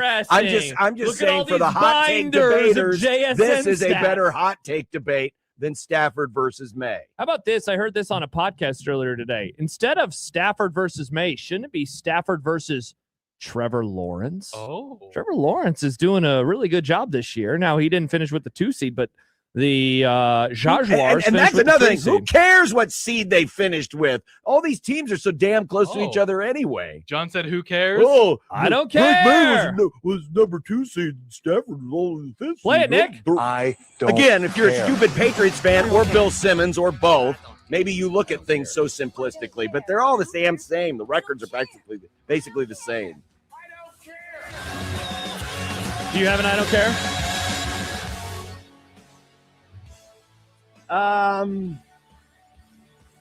No, I don't. Wow. Can't say I do. I don't have anything to shop for in that aisle. Oh, if you want one, here's one. I don't care if Travis Kelce is the hottest candidate on the free agent announcing market. Do I want to hear from Travis Kelce? Does the world need another Kelce to opine on TV? Jason's annoying as hell. Especially this one. I mean, they're both annoying as hell. I know Jason's annoying to you mainly because he's an Eagle. He's also but at annoying. least he speaks in coherent sentences. I'm not sure about Travis. I think Travis needs to take some time away from public engagement to help clear some things. Plus, he's going to be cleaning out gutters for old what's-her-name after they get married anyway. I So. think they usually pay people for that when you are billionaires. Well, combined. not anymore. I mean, he's not going to be making any money. I guess that's true. I never thought about that he'll be poor now because he's He's unemployed. going to be poor. Sad. Yep. That's how it works.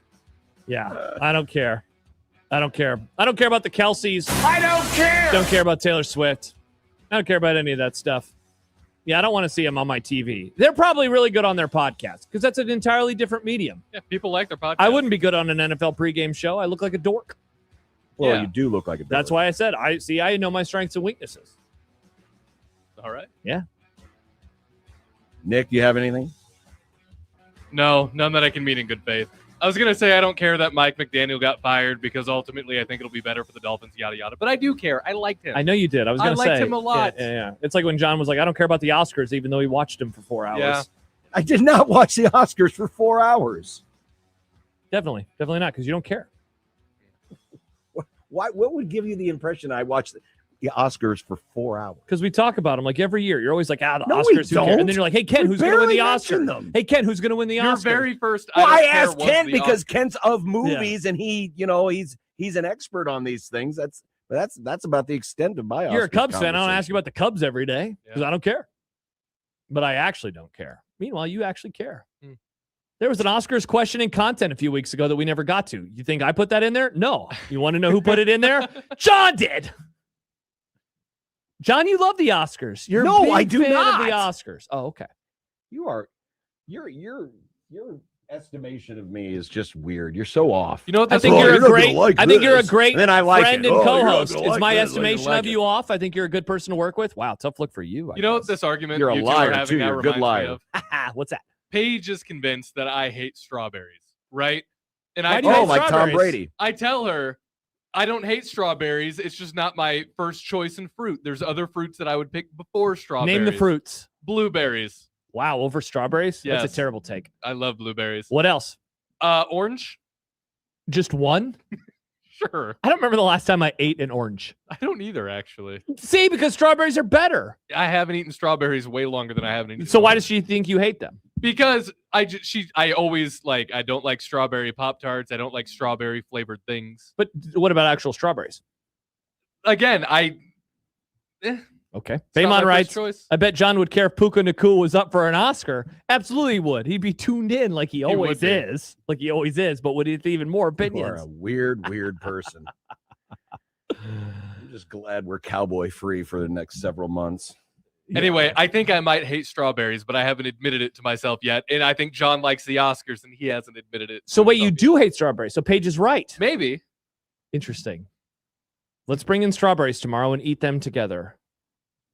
Wow, I like Severe says strawberries. I eat an orange every day. Hell yeah, we love oranges. That's crazy. We only I have used to love the thought of oranges. The But thought then of when you actually got to eating them, first you had to peel the damn thing, and then Uh-huh. you're trying to eat through all the pulp. exactly. And I'm like Tony Soprano. I said I asked for some pulp. Banana. Then you get the wireless phone thrown at you. I like banana more than strawberry. Why do you keep saying everything singularly? I think it's fun. I eat a banana every single day. You just mentioned two things I like to eat with bananas: strawberries. Oh yeah. Strawberries and bananas, and strawberries and blueberries. Oh man. Strawberry banana smoothie. That is the way to go. That is the way to go. Wow. This is incredible. I only eat oranges. I don't eat them, but I'll put a twist in my old fashioned because you need it for a little. You put it around the rim. Apples. Big fan. I rate apples way above strawberries. Really? Oh, I don't ever have apples. Never have apples. Apple's probably the fruit I have the most consistently. It's not that often, but I have it. You need to start eating more fruits. I do need to eat more. They're very fruit. important. I for have you. that thought very frequently.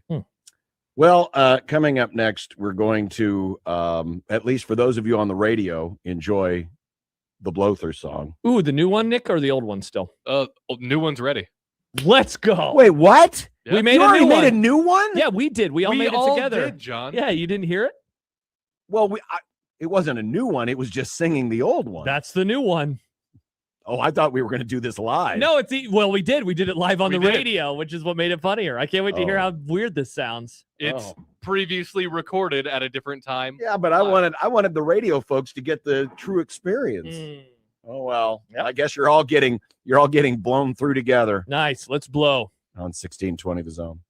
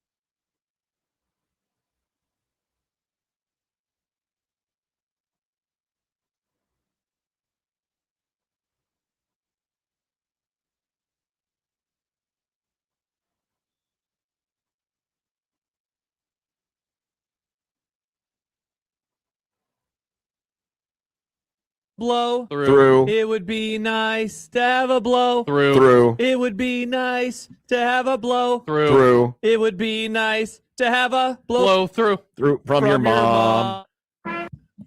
Happy hours on the air. Good Lord. I hate that. What happened? How did you melt down like that? I don't know. I was thinking about strawberries. Also, why was it faded out in such weird, strange ways? Because I started talking at the very end right before we finished From Your Mom, Oh. and it sounded bad. John, what did you think of that? I hate it. I hated everything about it. It's terrible. All right. Happy hours on the Absolutely air. the worst. Uh, Thanks a lot, YouTube. Thanks a lot, YouTube. But at least we won't get zapped for another. Oh, you can't monetize. Don't it." call us Josh Hodson because we're not Josh Hodson. That's right. Uh-huh. Just had to.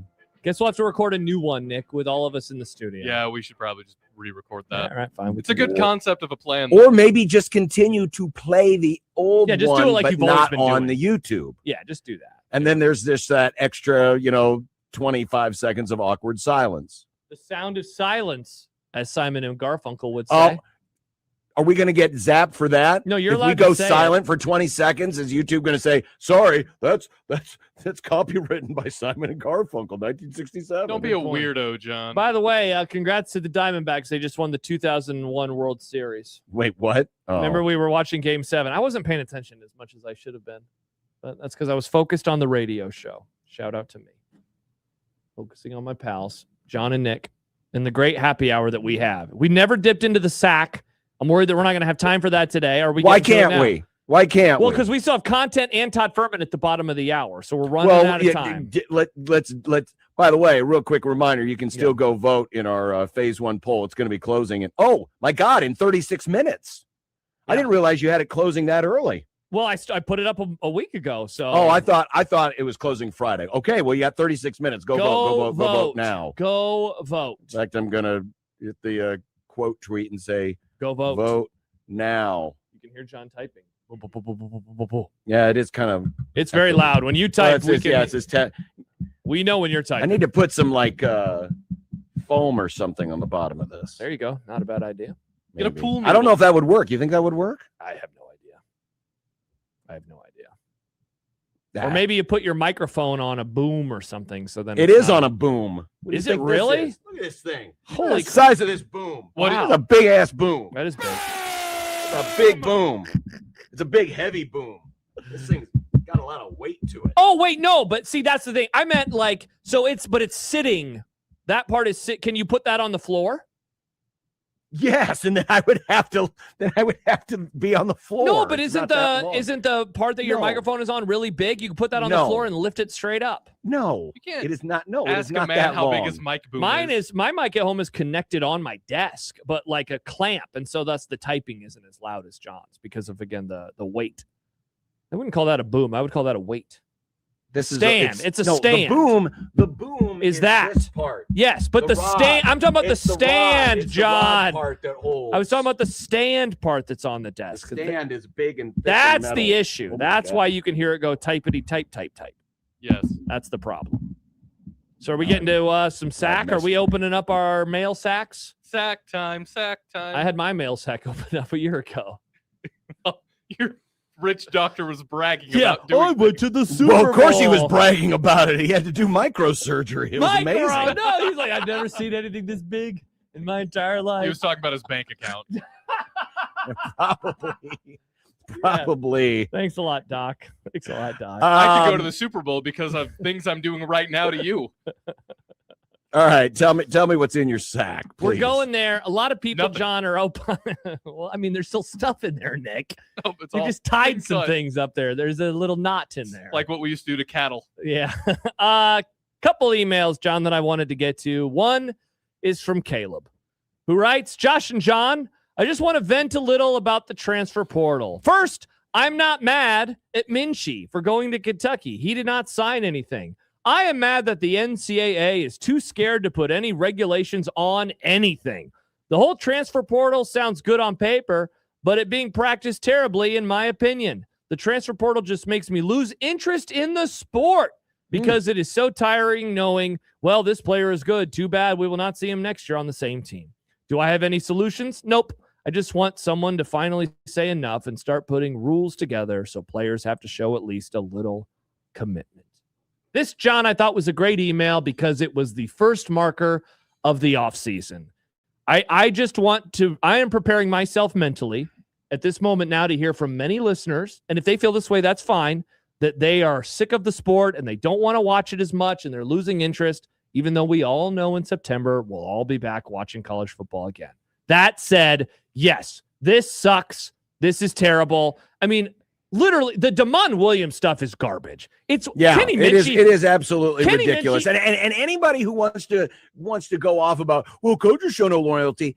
The difference, though, is at least those contracts have some binding measures to them. Now, the reason why they're not very punitive is because the agents have done a tremendous job of leveraging the wantability of their client to the point where the buyouts are easy to get through, and there's not a lot of punitive nature for breaking a contract early because the way it was negotiated. But at least it was negotiated in such a sense, and you still have to abide by whatever was negotiated.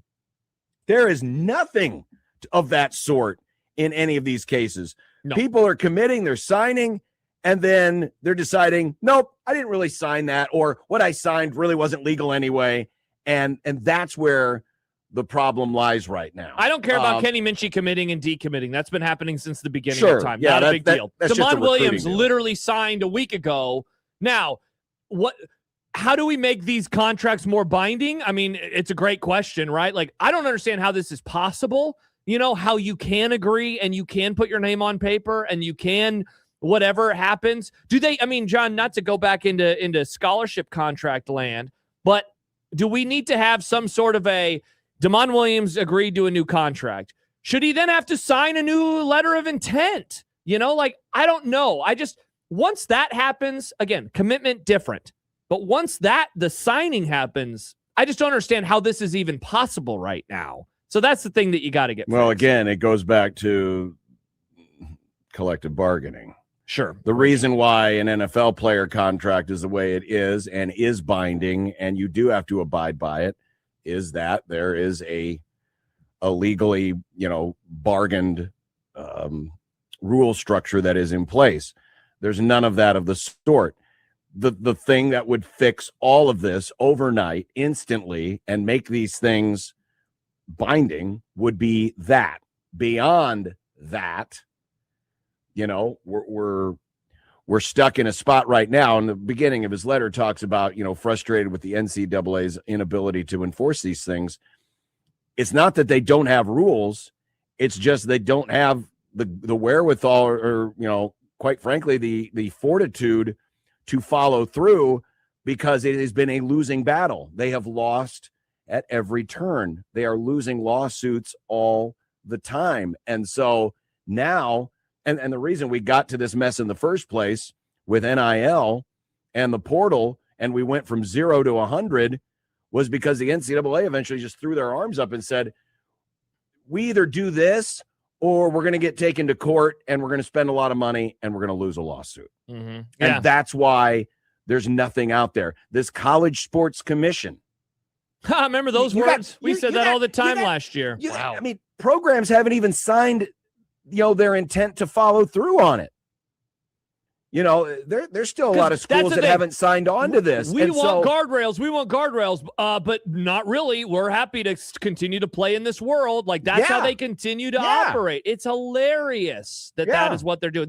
It's like the ones who, I remember a few years ago, there was this listener who kept asking, like, if everyone's cheating, like, if this school's cheating, why doesn't someone report them? And it's like, the answer is so obvious, because they are also cheating. These schools, we need to stop schools from tampering. And yet, guess what they're doing? Guess what Nebraska was doing? I mean, Matt Rule's talking. Yeah, players or teams are reaching out to our players.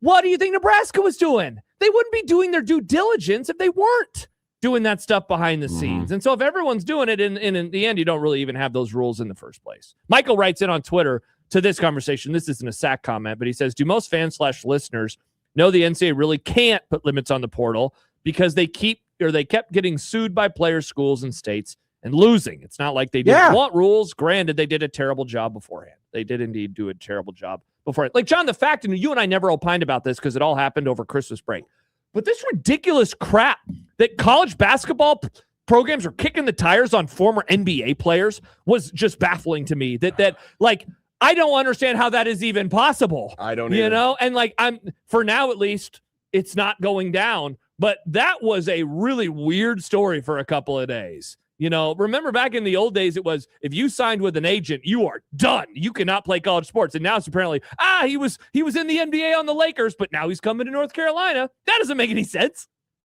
How is that possible? Can Tom Brady come back and play more college football? Maybe he can. I don't get it.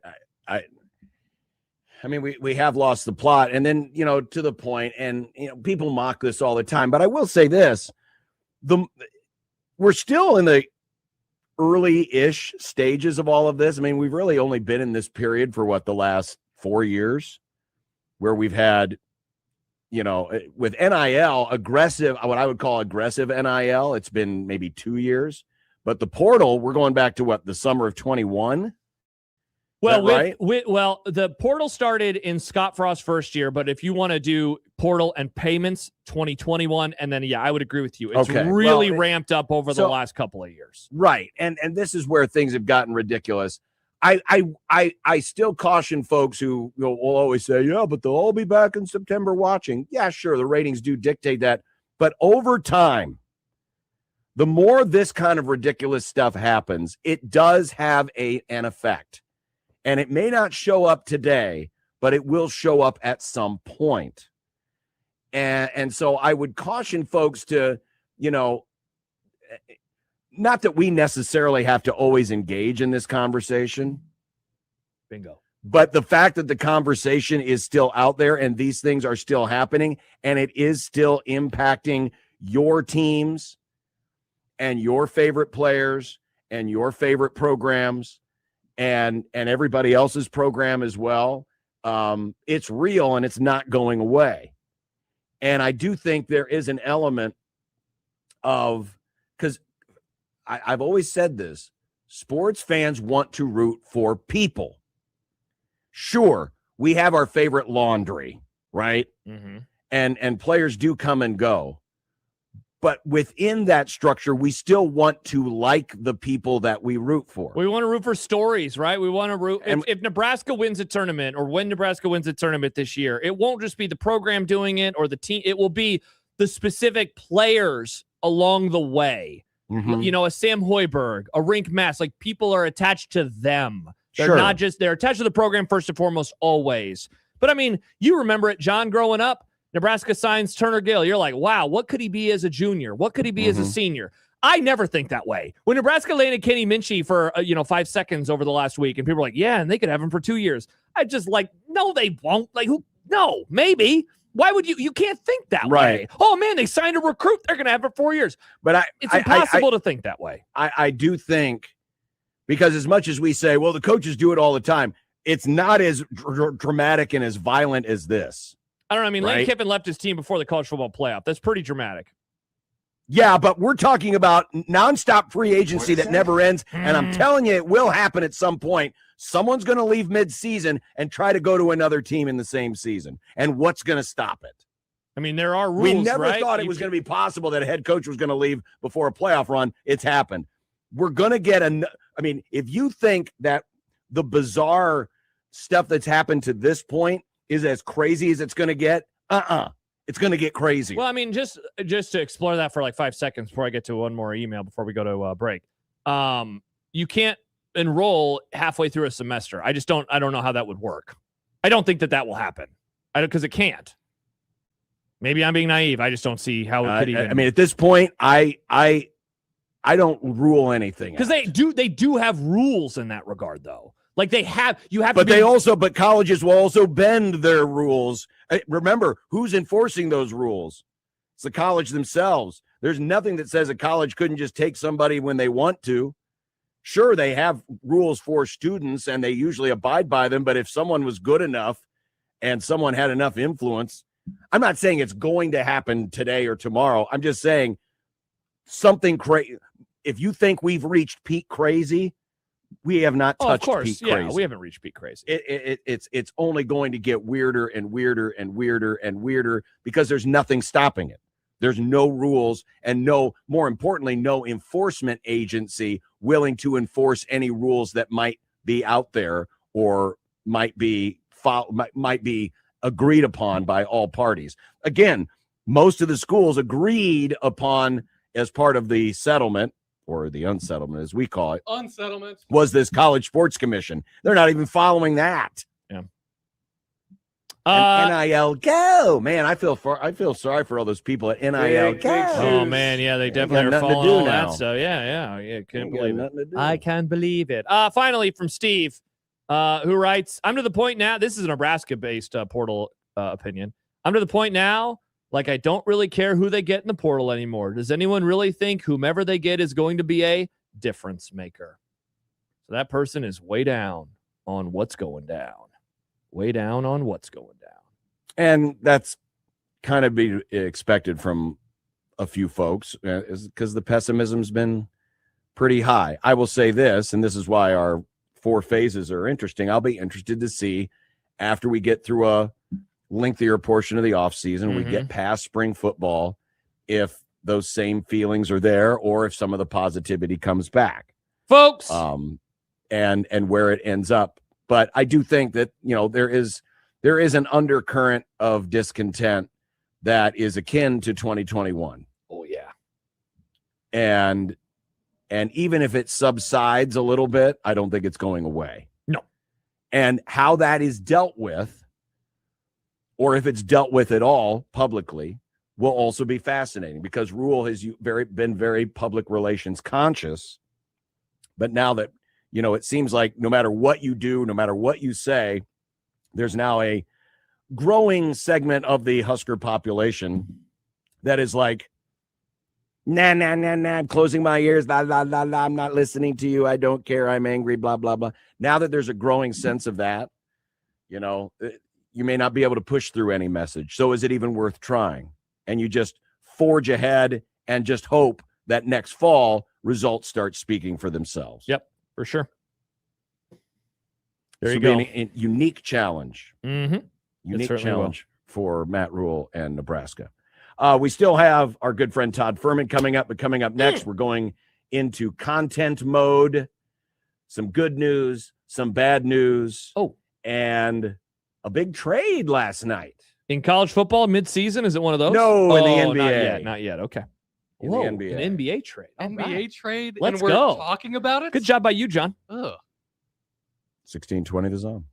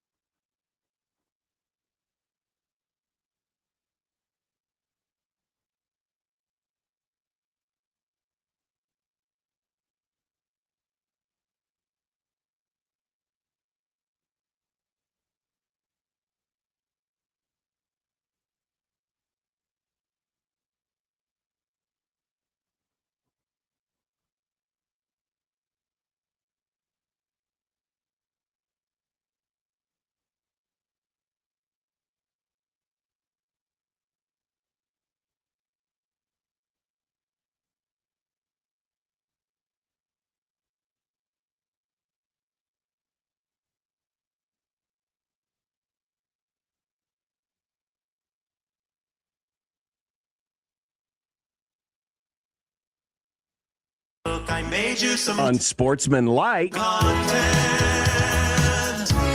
Unsportsmanlike content. Unsportsmanlike content. Content that's unsportsmanlike.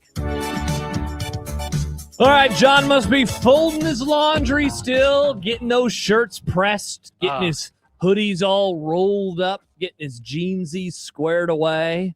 But now we're all Gosh, back. these breaks are short. No, they're the precise length that they should be. Am I right, Nick? You say that often. Uh-huh. I started folding the whites and they were still a Whoa. little damp. Oh, racist. Whoa. You usually, sorry folks, but you do have to separate the colors when you wash. Wow. I've actually never done that, and I've always been fine. Have you? If you did a dress shirt over time, it just wouldn't be as white. Because I did that when I was your age too, and I was like, "What happened to this shirt?" Yeah, so I would stop. Undershirts, who cares? I mean, we have like OxyClean spray stuff. It takes any stains out. Interesting, Nick. Stain boy. Shout out to OxyClean. Nick Shout here out to- for just using a bunch of OxyClean instead of maybe being fine with separating the colors. Yeah, Nick. I don't want to make laundry more annoying for myself than it already is to me. Okay. Or you just don't want to be canceled by Big Laundry. Ha The Trae Young era in Atlanta is done. folks. He's getting traded to the Wizards, one of my favorite basketball teams. Really? Yeah, I like the Wizards because they're called the Wizards, and I like the idea of the Magic and Wizards playing each other. Do you know what they used to be called? The Bullets. Yep. All right. Will this have an impact on anything? No, it feels like he got traded from one franchise to another franchise. That's what it feels like. John, I don't think that you're wrong on this, my friend. I do not think that you are wrong on this. No, not really. I don't think this is going to have a huge effect on anything. Also, there was a report that he may not end up playing a lot of games this season anyway. Not going to play a whole lot of games? Yeah, there was a quote from a piece that said, Trae Young was once part of Atlanta's long-term plans, but mounting evidence suggests the Hawks performed better with him sidelined. The sprain, he's got an ankle sprain, not fully healed, and Washington will give him as much time as he needs to get completely healthy. So they may have traded him, but they may not really use him much this year because they're just going to hold him back and then also opt for a higher draft pick or a better lottery potential. Do you think when they traded him, when they broke it to him, they're like, "You're a wizard, Trae"? No. No? No. You don't think they did a Harry Potter? No, I don't think so, Nick. That's a good question, but I mean, it's not really, but no, they definitely did not. Thanks for playing along every time except for just then. Yeah, you're welcome, Nick. Friend of the Grum, Dan Wetzel, writes that the big bad SEC isn't dead. Oh! But it's not special anymore either. Oh. Is he right? John, you going to hop on your little white horse over there? No, this is actually a very measured way to talk about this because as per usual in our country, everything is extremes. Either they're the best or they're the worst. You're the one who just and now talked you got all about these separating idiot colors. Big Ten honks out there promoting their stupid playoff ideas, now claiming that the Big Ten's the greatest of all time. It's never going to be bad. Blah, No, blah, we're just blah, saying it's blah. better than the SEC's SEC. terrible. They're dead. No. Yes. But Wetzel is right. They're not dead. It's just not special anymore. It's still very good. It's still very popular, obviously. Well, yeah, but it's popular. not the giant monolith that it used to be. And in many areas, it has been either caught up to or passed. So as I said many times during the peak of SEC greatness, these things are cyclical and it has cycled. And the SEC has now come off the bad side of the cycle, and now they're on the bottom where they're getting rubbed against the pavement and getting their faces kicked in the dirt a little more. I'm happy you finally admitted that that's what's happened to the conference. The mid-ass SEC taking a huge It is step not back. mid. Yes, it is. It's still very good. It's just not what it was. I'd say it's mid. If they lose to an ACC team tonight and to go to the national championship, we're looking man, at one game. That's ridiculous. They haven't made a national championship game since 2022, John. If the Big Ten went through this stretch, you'd be getting dirt and piling it all over them. Come on, man. You know that. Of course that's how you because be the operating. Big Ten is because that's you're because so the Big Ten annoyed. had been that way for a long time. And now it's not. I agree with Wetzel for the record. Well, that's So you picking a fight even though we both agree? Yeah, of course I am. That said, it's obvious that the league is just not what it was. Something changed in college sports a few years ago. I can't really put my finger on it, but it's affected the league in a negative way. It's pretty fascinating. I've had this thought before. What's I that? think the SEC just oversaturated itself by adding a bunch of schools. So, like, you know, if everybody's special, nobody's special. But, okay, let's The game Big that out. Ten added more schools. Bingo, exactly. I was going to say, if you game that out for 5 seconds, the Big Ten did the same thing. So why hasn't it affected them in a negative way? Because I don't like the SEC. All right, Nick, you know what? I'm good with that take. Very fair. Bad news for me, guys. What happened? My beloved coach nerd, the goofiest goober, I say this in an endearing way, to ever lead an NFL franchise, Mike McDaniel, has been fired. Does this mean the Dolphins will be going hard after John Harbaugh? Well, this does kind of answer the mystery of the question because Harbaugh's agent had mentioned on either Tuesday night or Wednesday that I have been contacted by 7 teams when, yes, 7 teams had fired their coach, but one of them was the coach of the team he had previously been for. So it's not like the Ravens would have been contacting him, to which now it was, oh, there's someone who has a current coach that has been also contacting John Harbaugh. It appears that mystery is solved. That team is the Miami Dolphins, though I don't think Harbaugh, they may go after him, but I think Harbaugh wants a better situation in terms of a quarterback that's ready-made. And we know that Miami really You saying Quinn has Ewers a very can't do it? questionable situation right now, quarterback. Yes, I think John is saying that Quinn Ewers can't do it. And you know what? After arguing with John, I will say this. Good take by you, John, if you're not going to believe in Quinn Ewers. It would be a hell of a hire if you guys were able to pull this off, Nick. Yeah. It'd be a hell of a hire. Honestly, it's the only hire that could happen where I won't get a little upset about it because any other coach is either a lateral or a downgrade move. Any other coach? I think so. Interesting. What if Miami went after Clifford Caleb Kingsbury? That would be hilarious. Well, it's like Mike McDaniel light because McDaniel had 2 good seasons before he fell off. I don't want just one good season and then falling off. Wow, Nick, that's excellent usage of light. Thank you. You are not incorrect. Honestly, I don't think you're wrong there. Thank you. All right. Great news for Jerry Kuth. The Saints are committed to Tyler Shuck. Isn't it weird? Yeah, I know. It's very strange. Yeah, it's weird. We're all English. confused. Ugh. Yeah. As starting QB in 2026. Great news. How exciting. I'm happy for Michael. Michael's probably listening to us right now. You know, it's great, John. Not only did he get the joy of the end of the season of winning as many games as they did, which he was rooting, for like a good fan. But now he doesn't even have to draft a quarterback. They have their man. They have their choice. Must be nice. Tyler Shuck. They played themselves out of getting a quarterback. No, because they have a of the good season. quarterback now. Good job by the Saints. Good job. I mean, when you look at his numbers, he's honestly not that bad. When you look at the numbers here recently, very, very respectable. Only a couple of interceptions. Mm-hmm. Now, he also played the Jets and the Titans and the Falcons, who aren't necessarily the greatest teams of all time. But,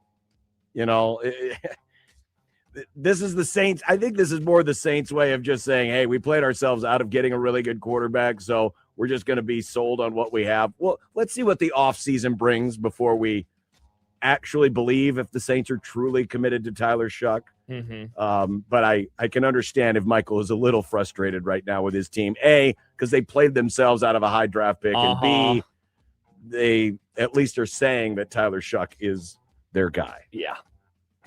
Great news for John. The Cubs made a trade for Marlins starting pitcher Edward Cabrera. Is it actually great news, or are you going to crap all over this like you usually do? Oh, nice.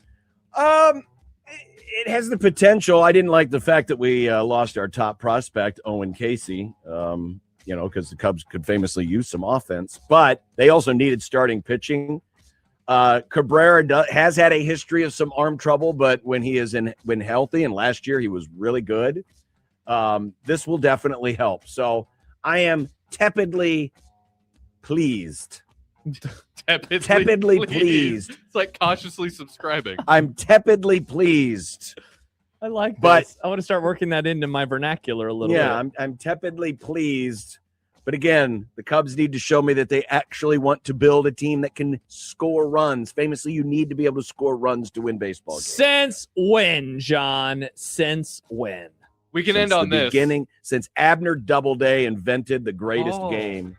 We can end on this because it leads into our Allegedly. next guest. Okay. 6 days ago, both of you predicted Miami to lean. Let me restart. 6 days ago, you both predicted tonight's game and leaned Miami. Yes. Are you sticking with your Miami pick for tonight's game? I am, because of the defensive line. I think they're going to get after Chambliss a little bit. Go Rebels! See, Mr. Honk, Mr. Let's Confederate go! John. Now, I picked Miami. That doesn't mean I'm rooting for Miami. That is. I've always going to be rooting for Ole Miss because I like the story. John loves stories. And I want to see Lane Kiffin get another bonus, and his assistants have to hem and haw over whether or not they're going to continue to That coach would be for amazing. their I'm for the clicks. I'm for the story. I'm for the bit. We do love clicks and we do love stories. And we do love underdog. Yes, and the we wild do. card weekend is upon us starting on Saturday. 6 big games and an opportunity for you to take advantage of a super offer that Josh is going to tell you about in just a minute. But there's also the availability that you have to get some free plays as well, or at least a kind of call it a free win, if you will. They are calling it the gimme pick, any quarterback of your choice from any of the wild card games. So you can mix that into your selection and already know that you have a guaranteed win. And playing underdog, very simple. Just pick whether your favorite players are going to go higher or lower on different stats like touchdowns, rushing yards, receiving yards, and a whole lot more. Plenty of different options. You can win a ton of cash, including up to 5,000 times. And using our promo code 1620 will get you off to a nice little jump start for Wild Card Weekend. Yep, you can score $75 in bonus entries when you use that promo code 1620 the zone. All you got to do is play the first $5, put in that promo code 1620 the zone, and you will score those $75 in bonus entries and take advantage of the stuff that John mentioned as well. And a reminder, you can do so in Nebraska. Underdog, make picks, win money. Must be 19 plus and present in Nebraska. Terms apply. See assets.underdogfantasy.com for details. Concerned with your play, call 1-800-GAMBLER or visit ncpgambling.org.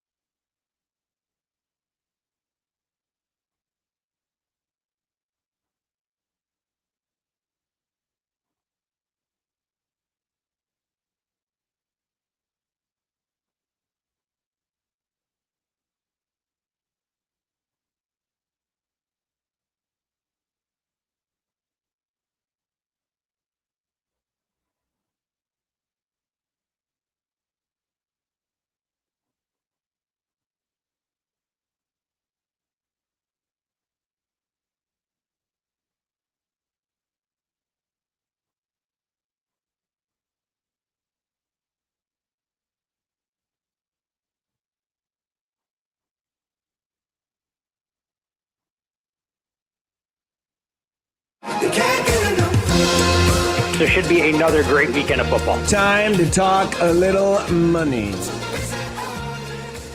People fall in love with teams on the way they look at a non-conference schedule. I don't think there is enough wiggle room for me to get involved with this game going under the total early. And remember, it's a marathon, not a sprint. On to the desert we go. First time in 2026 we get to say hello to our dear friend Todd Furman. Hello, Todd. How was your holiday, your new year, and most importantly of all, how were your picks? Picks were okay. Busy as can be, as you would imagine this time of year with the NFL regular season coming to an end, college football as well. So plenty of opportunities that are out there, and we will see if the surprises keep on coming over the next 5 days of a football bonanza that we have in front of us, starting with the college football playoff semifinal tonight in the Fiesta Bowl between Miami and Ole Miss. Todd, we did not get a chance to talk to you between the first round and the quarterfinals. Was there something in like the way the lines were set, perception that maybe surprised you the most? I know that a lot of folks that I talked to were like, look, if you take away the logos, you take away the helmets, there's no way in hell Indiana should only be a 7-point favorite against Alabama. I imagine that was one of the things that stood out to you. Anything else? You know, I had questions about Alabama's resume, ones that I shared with you guys going into their first round game against Oklahoma, and that felt more like Oklahoma had given the game away than anything Alabama did exceptionally well. Didn't think that Indiana was going to be able to bludgeon them the way they did, but credit to Kirk Cignetti and company. We'd seen a lot of these teams coming off the bye come out a bit sluggish, and that wasn't the case for the Hoosiers. I think what really stood out was how well Miami performed defensively in the first half against Ohio State. Thought they could hang around in that game, but it looked like the Buckeyes had absolutely no answers early in that game when you thought they would be a refocused bunch off of the conference championship loss against Indiana. So credit to Miami. The betting market kind of tipped its hand, and we saw that game, open as high as 10, close right around 7.5.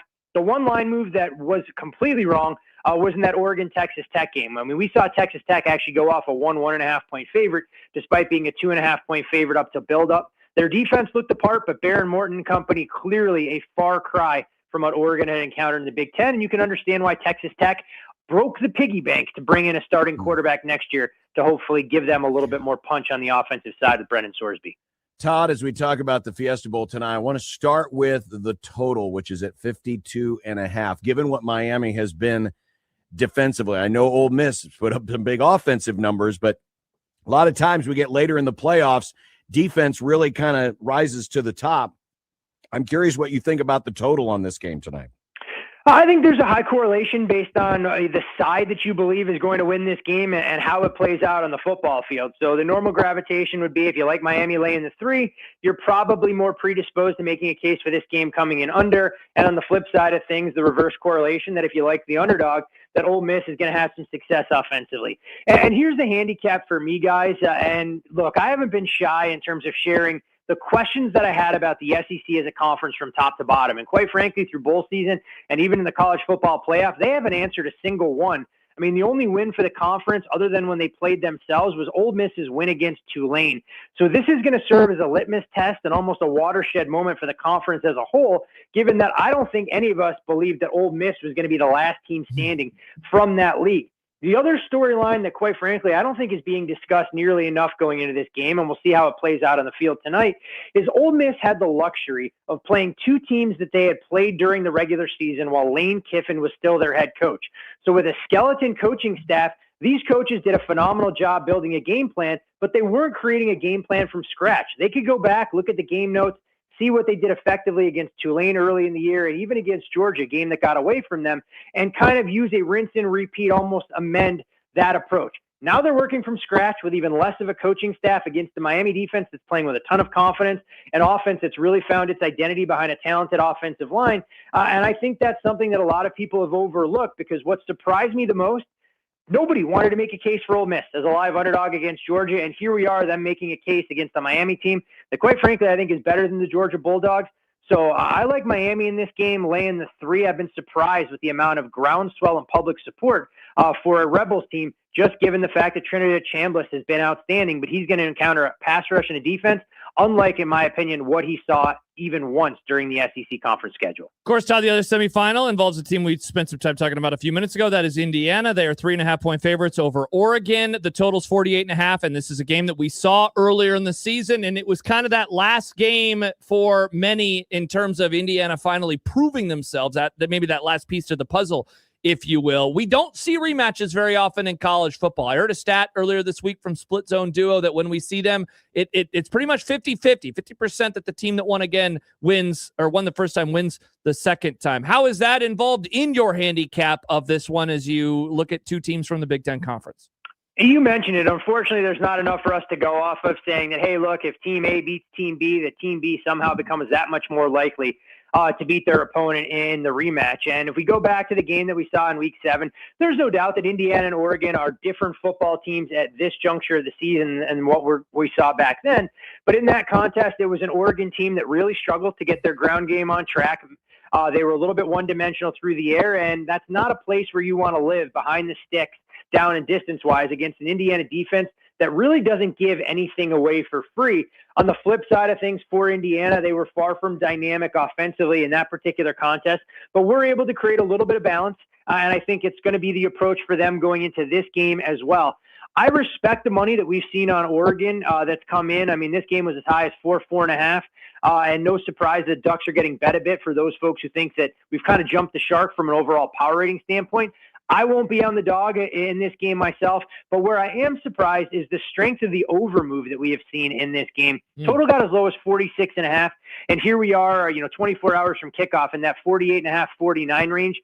Look, I know we saw a 30-20 game the first time around from these teams, but it required, a pick six. It required a couple of short fields, and these two teams didn't even combine for 600 total yards of offense. So despite it being a fast track and a level of familiarity, I think it's the first team to 24 that gets the win. I'll go against the move and make a case to kind of split that bet, looking to go under the total in the first half in the full game as well. To the NFL, and on Saturday, the Rams visit the Panthers. Even though the Panthers are the home team and a division champ, they have the biggest line against them at plus 10.5. Now, given what the Panthers were able to do a month ago against this team, is there, it seems like Vegas is begging folks to come in and take the underdog here, but yet the number has continued to climb. We saw this number in that 9.5, 10 range. The first set of bets that came in were indeed on the favorite here. And when you get to 11, there is a little bit of resistance for Carolina. And credit the Panthers for the way the game went the first time around. They were only outgained in that contest by 21 total yards. But we're the beneficiaries of winning the turnover battle +3, had a defensive touchdown in that game. And the Rams actually had roughly a 70% success rate offensively, which is unheard of in the National Football League. Now, this Rams team isn't quite 100%. It doesn't appear that Kevin Dotson is going to be back along the offensive line, which changes their ability to run the football in this particular spot. If the number closes 10.5 or higher, Carolina will go off as the largest home underdog that we have seen in the NFL playoffs going back to 1970. And guys, normally, you know me, I'd love to make a case for the home dog here, but I want no part of Carolina. Wouldn't surprise me if they're able to sneak in the back door, but it would be favored or pass, especially if you have access to that -10. Todd, because of when the schedules played out, this is the third time that we are seeing Bears-Packers basically in a month. The first time they played was December 7th, then they played only 13 days later. That was the overtime win by Chicago, and now they're playing on Saturday night. Packers, a 1.5-point road favorite in Chicago. The total is at 44.5. Were you surprised at all by the line? Like, is that just public perception? Is this purely power rating? What do we make of this number? Not surprised where the number opened. Keep in mind that Green Bay actually was a 3-point favorite for that game at Soldier Field before we saw a myriad of injuries and other concerns. So the market has adjusted accordingly in the wake of the Bears winning that game in what I guess I won't even call somewhat, I will call it improbable fashion, erasing that double-digit deficit, recovering an onside kick, and winning in overtime in that spot. Now, this is a Green Bay team that isn't close to the addition we saw earlier this year defensively. The loss of Micah Parsons has loomed large in terms of their ability to get after opposing quarterbacks, but we've also seen quarterbacks making their playoff debut in the past really be a bad situation from a gambling standpoint. And I think this is a Green Bay team who kind of comes into this game, in my opinion, with very little pressure against a familiar opponent. We know it's going to be a pressure cooker type atmosphere with a high level of familiarity, and Bears fans who are no doubt chomping at the bit to try and face the Green Bay Packers for only the third time between this long, illustrious rivalry with these two teams. I like Green Bay on the money line here. I think they're the more balanced team. I think Jeff Hafley is going to throw a couple of wrinkles at Caleb Williams. And while the weather may actually work on the surface in the Bears' favor in a game that'll feel like it's single digits with some strong wins, I think the Green Bay Packers having a healthy Josh Jacobs they can lean into against that Bears defensive line and a Bears secondary that I don't think is anywhere close to 100%, with Kyler Gordon returning to action, C.J. Gardner-Johnson banged up, and Naquan Wright as well. I think this is a game Green Bay goes into Soldier Field, beats a familiar opponent, and it's the Packers moving on, sidelining the Bears' hopes of recreating the Super Bowl shuffle. Todd Furman joining us from Las Vegas from CBSSports.com. Then we get to Sunday, and the hottest team is the Jacksonville Jaguars. Since they got smoked in England by the Rams, they've won 8 straight. But yet the Bills are a road favorite, a skinny road favorite. A lot of Josh Allen faith here. Not enough faith here in the Jaguars, who, have some quality wins in that stretch, including that road win at Denver when they dominated that game in the second half. Hardest game for me to handicap and try and pick a winner, at least on the surface here, because my power number is kind of right in line with market, and that's even upgrading the Jacksonville Jaguars amid the hot streak that you referenced. The big concern I have with Jacksonville is in the secondary, and if the Bills are willing to break tendency and allow Josh Allen to put this game on his shoulders, they should be able to have some success with their tandem of tight ends and Dalton Kincaid and Dawson Knox, maybe getting a veteran receiver and Brandon Cooks involved as well. That the Bills, we can see if they can break that long losing streak as a franchise, something that they haven't done away from Orchard Park, New York since 1992 when they beat the Miami Dolphins in the AFC Championship and Dan Marino was under center. But I don't trust this Bills defense enough to consistently get stops. I have some concerns about their run defense and a secondary that could be down Malik Hairston, their first-round draft pick out of Kentucky. So this game for me, going to be a fun one to try and watch, but I'd be lying if I said I had strong conviction side or total here. Could see making a case for betting Josh Allen over his passing attempts, though, if anything. The mid-afternoon game in the NFL on Sunday, Todd, is 49ers at Eagles. Eagles minus 4.5. The total's 44.5. Of course, this is a rematch of a game we've seen a few times over the last few years, including the NFC Championship game 3 seasons ago. I wonder, in your eyes, how much of this line has been altered because of what we have seen from the 49ers over the last 2 weeks with a high-scoring win, so that's a horrible defensive performance against Chicago, but then also just a real stink bomb on offense against Seattle, and then their quarterback getting banged up, Brock Purdy, at the very end of that game with his throwing hands. So many different factors contributing here. And you mentioned Brock Purdy getting banged up. I know the word out of San Francisco was just a stinger. We'll see exactly how he looks under center come Sunday afternoon. But he's not the only one banged up for the 49ers. Trent Williams and Ricky Pearsall look to be long shots to rejoin that 49ers offense. And Trent Williams, of course, being the bigger factor against this Philadelphia Eagles defensive line that doesn't blitz a ton because they can generate some natural pressure. And on the defensive side, a depleted unit gets even thinner with Tatum Bethune landing on season-ending IR. We're not sure if D. Winters is going to be available to go. And it's just one of those things that eventually you have that war of attrition, and that's where the 49ers are. Philadelphia opened a field goal favorite. We're now as high as 5.5 at some prominent shops. We've seen this total come down from a peak of 46.5, trending towards 44.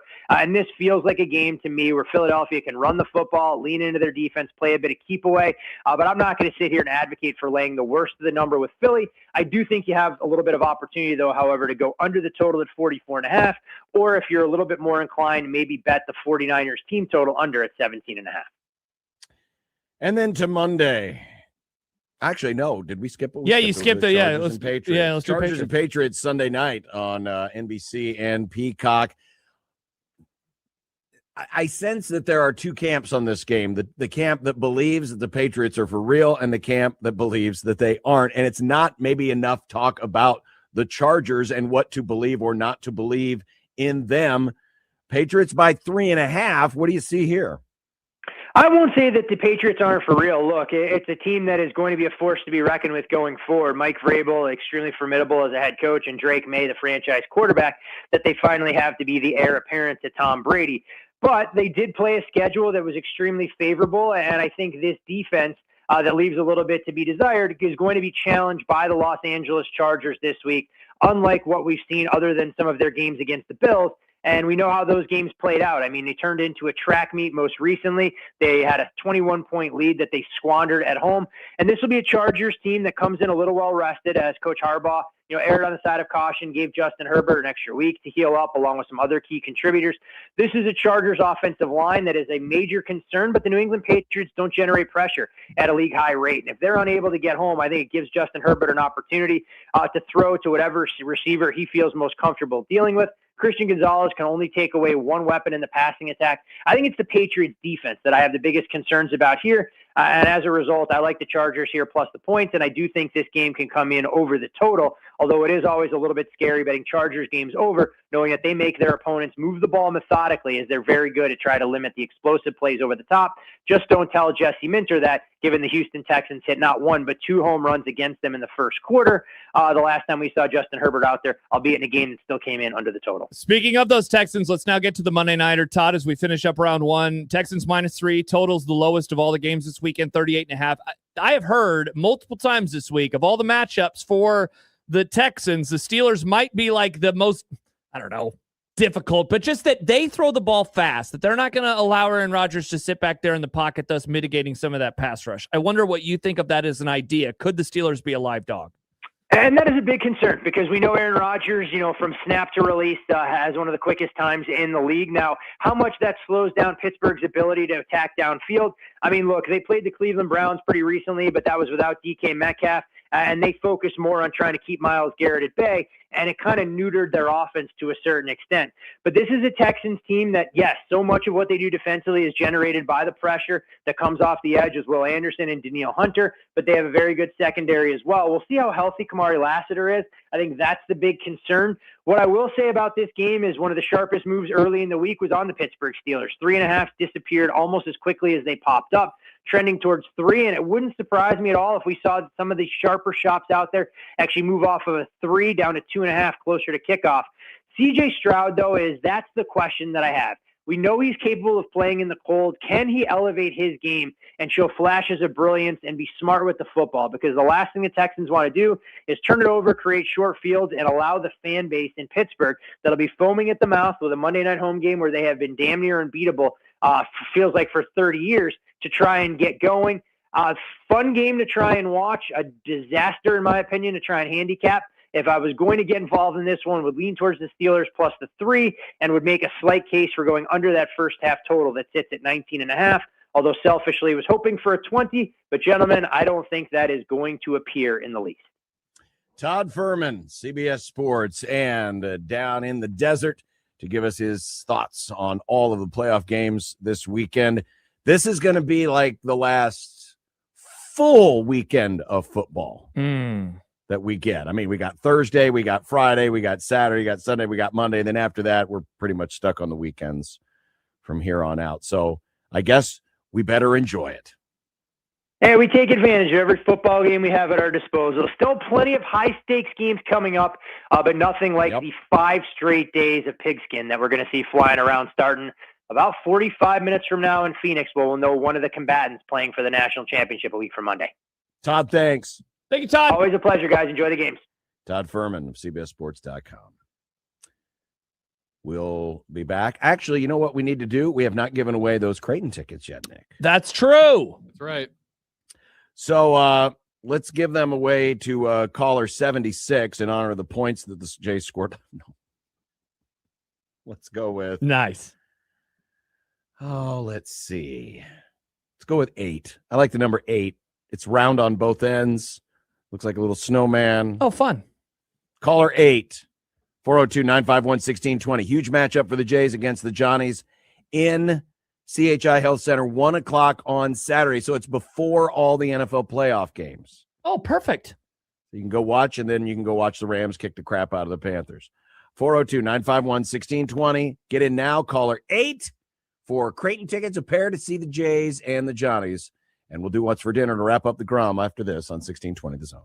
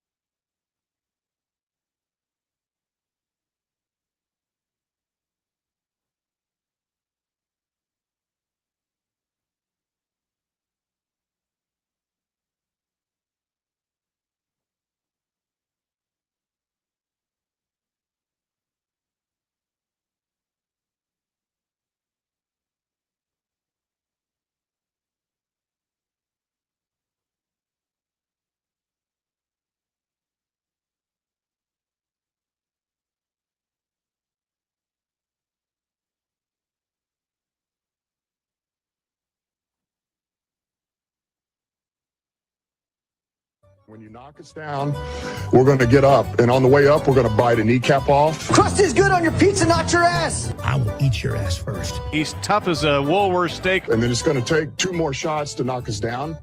All right. And on the way up, we're going to take your other kneecap. I'm ready to hang them up, gut them, and skin them, and chop them up. You know what? I'm ready. My daughters aren't starving to death. I'll eat my neighbors. And we're going to get up, and then it's going to take 3 shots to get us down. And when we do, we're going to take another hunk out of you. Cliff, what are you going to take away as your best memory from playing basketball at Boston College? Probably just like going out to eat. Tonight it's soup and a sandwich. Big bags of soup. Soup for my family. Not a bag of soup. It's a bowl of soup. A little tomato soup and a grilled chicken sandwich. Okay. I got some pasta. I'm going to make that. Just a pretty chill meal. Yeah. Make that real fast before the playoff gets going. I think it's kicking off at 6:45. I saw McMurphy tweet a little bit ago. Last night we went out for dinner, and I'm not going to call this place out because I didn't like what I got. Oh, boy. I've liked what I've gotten from them before, but I got a buffalo chicken sandwich last night, and it didn't hit. It didn't hit at all. I don't know what it was about it. It had other ingredients on it, but the buffalo sauce. The celebration dinner? Yeah. You got a buffalo chicken sandwich for a celebration dinner? Yeah, why not? Interesting. I wanted to try it. I mean, I'm not trying to hate. What was he supposed to I thought have? they were going to go to like steak or something. No. Okay. Where'd you go? Did you say where? Or I didn't want to say because I That's fair. didn't like the sandwich that much. I'll ask Governor. Is a dating anniversary worth the big to-do? Fair point. Or should the big to-do be saved for, like the future the anniversary? Well, to be fair, they don't have the wedding anniversary. It was yet. like a casual. Well, I know, but that's to come. It was like a casual, fancy kind of place, You know what? I can't be critical. I'm not trying. I wasn't trying to be critical. We always would go to Mula for our dating anniversary. It's like and an artisan. It was like an artisan buffalo sandwich or whatever. It's Man, like one of really, their like. I'm really curious. I'll tell you after we're Yeah. We're going to the Supernovas game tonight, so arena food. Okay. Interesting. Or maybe I can convince her to wait and then we can get Taco Bell after. Okay. So I was at the, they got the big Reading terminal market there close by. It's absolutely incredible. It's one of the best things about Philadelphia. Oh yeah, you got the cheesecake. How was it? The cheesecake? Cheesesteak. No, the cheesesteak. That wasn't at the market because remember they close at 6:00. No, the cheesesteak was good. It was at it's called Cleaver's. Jeez. It's a tribute restaurant to the movie that Chrissy made in Sopranos. What a violent name for a restaurant. Yeah, seriously. Well, I mean, you do have to chop the meat. You usually use a cleaver or some kind of meat similar cleaver. device. Yeah, exactly. It was very good. It was very delicious. Nice.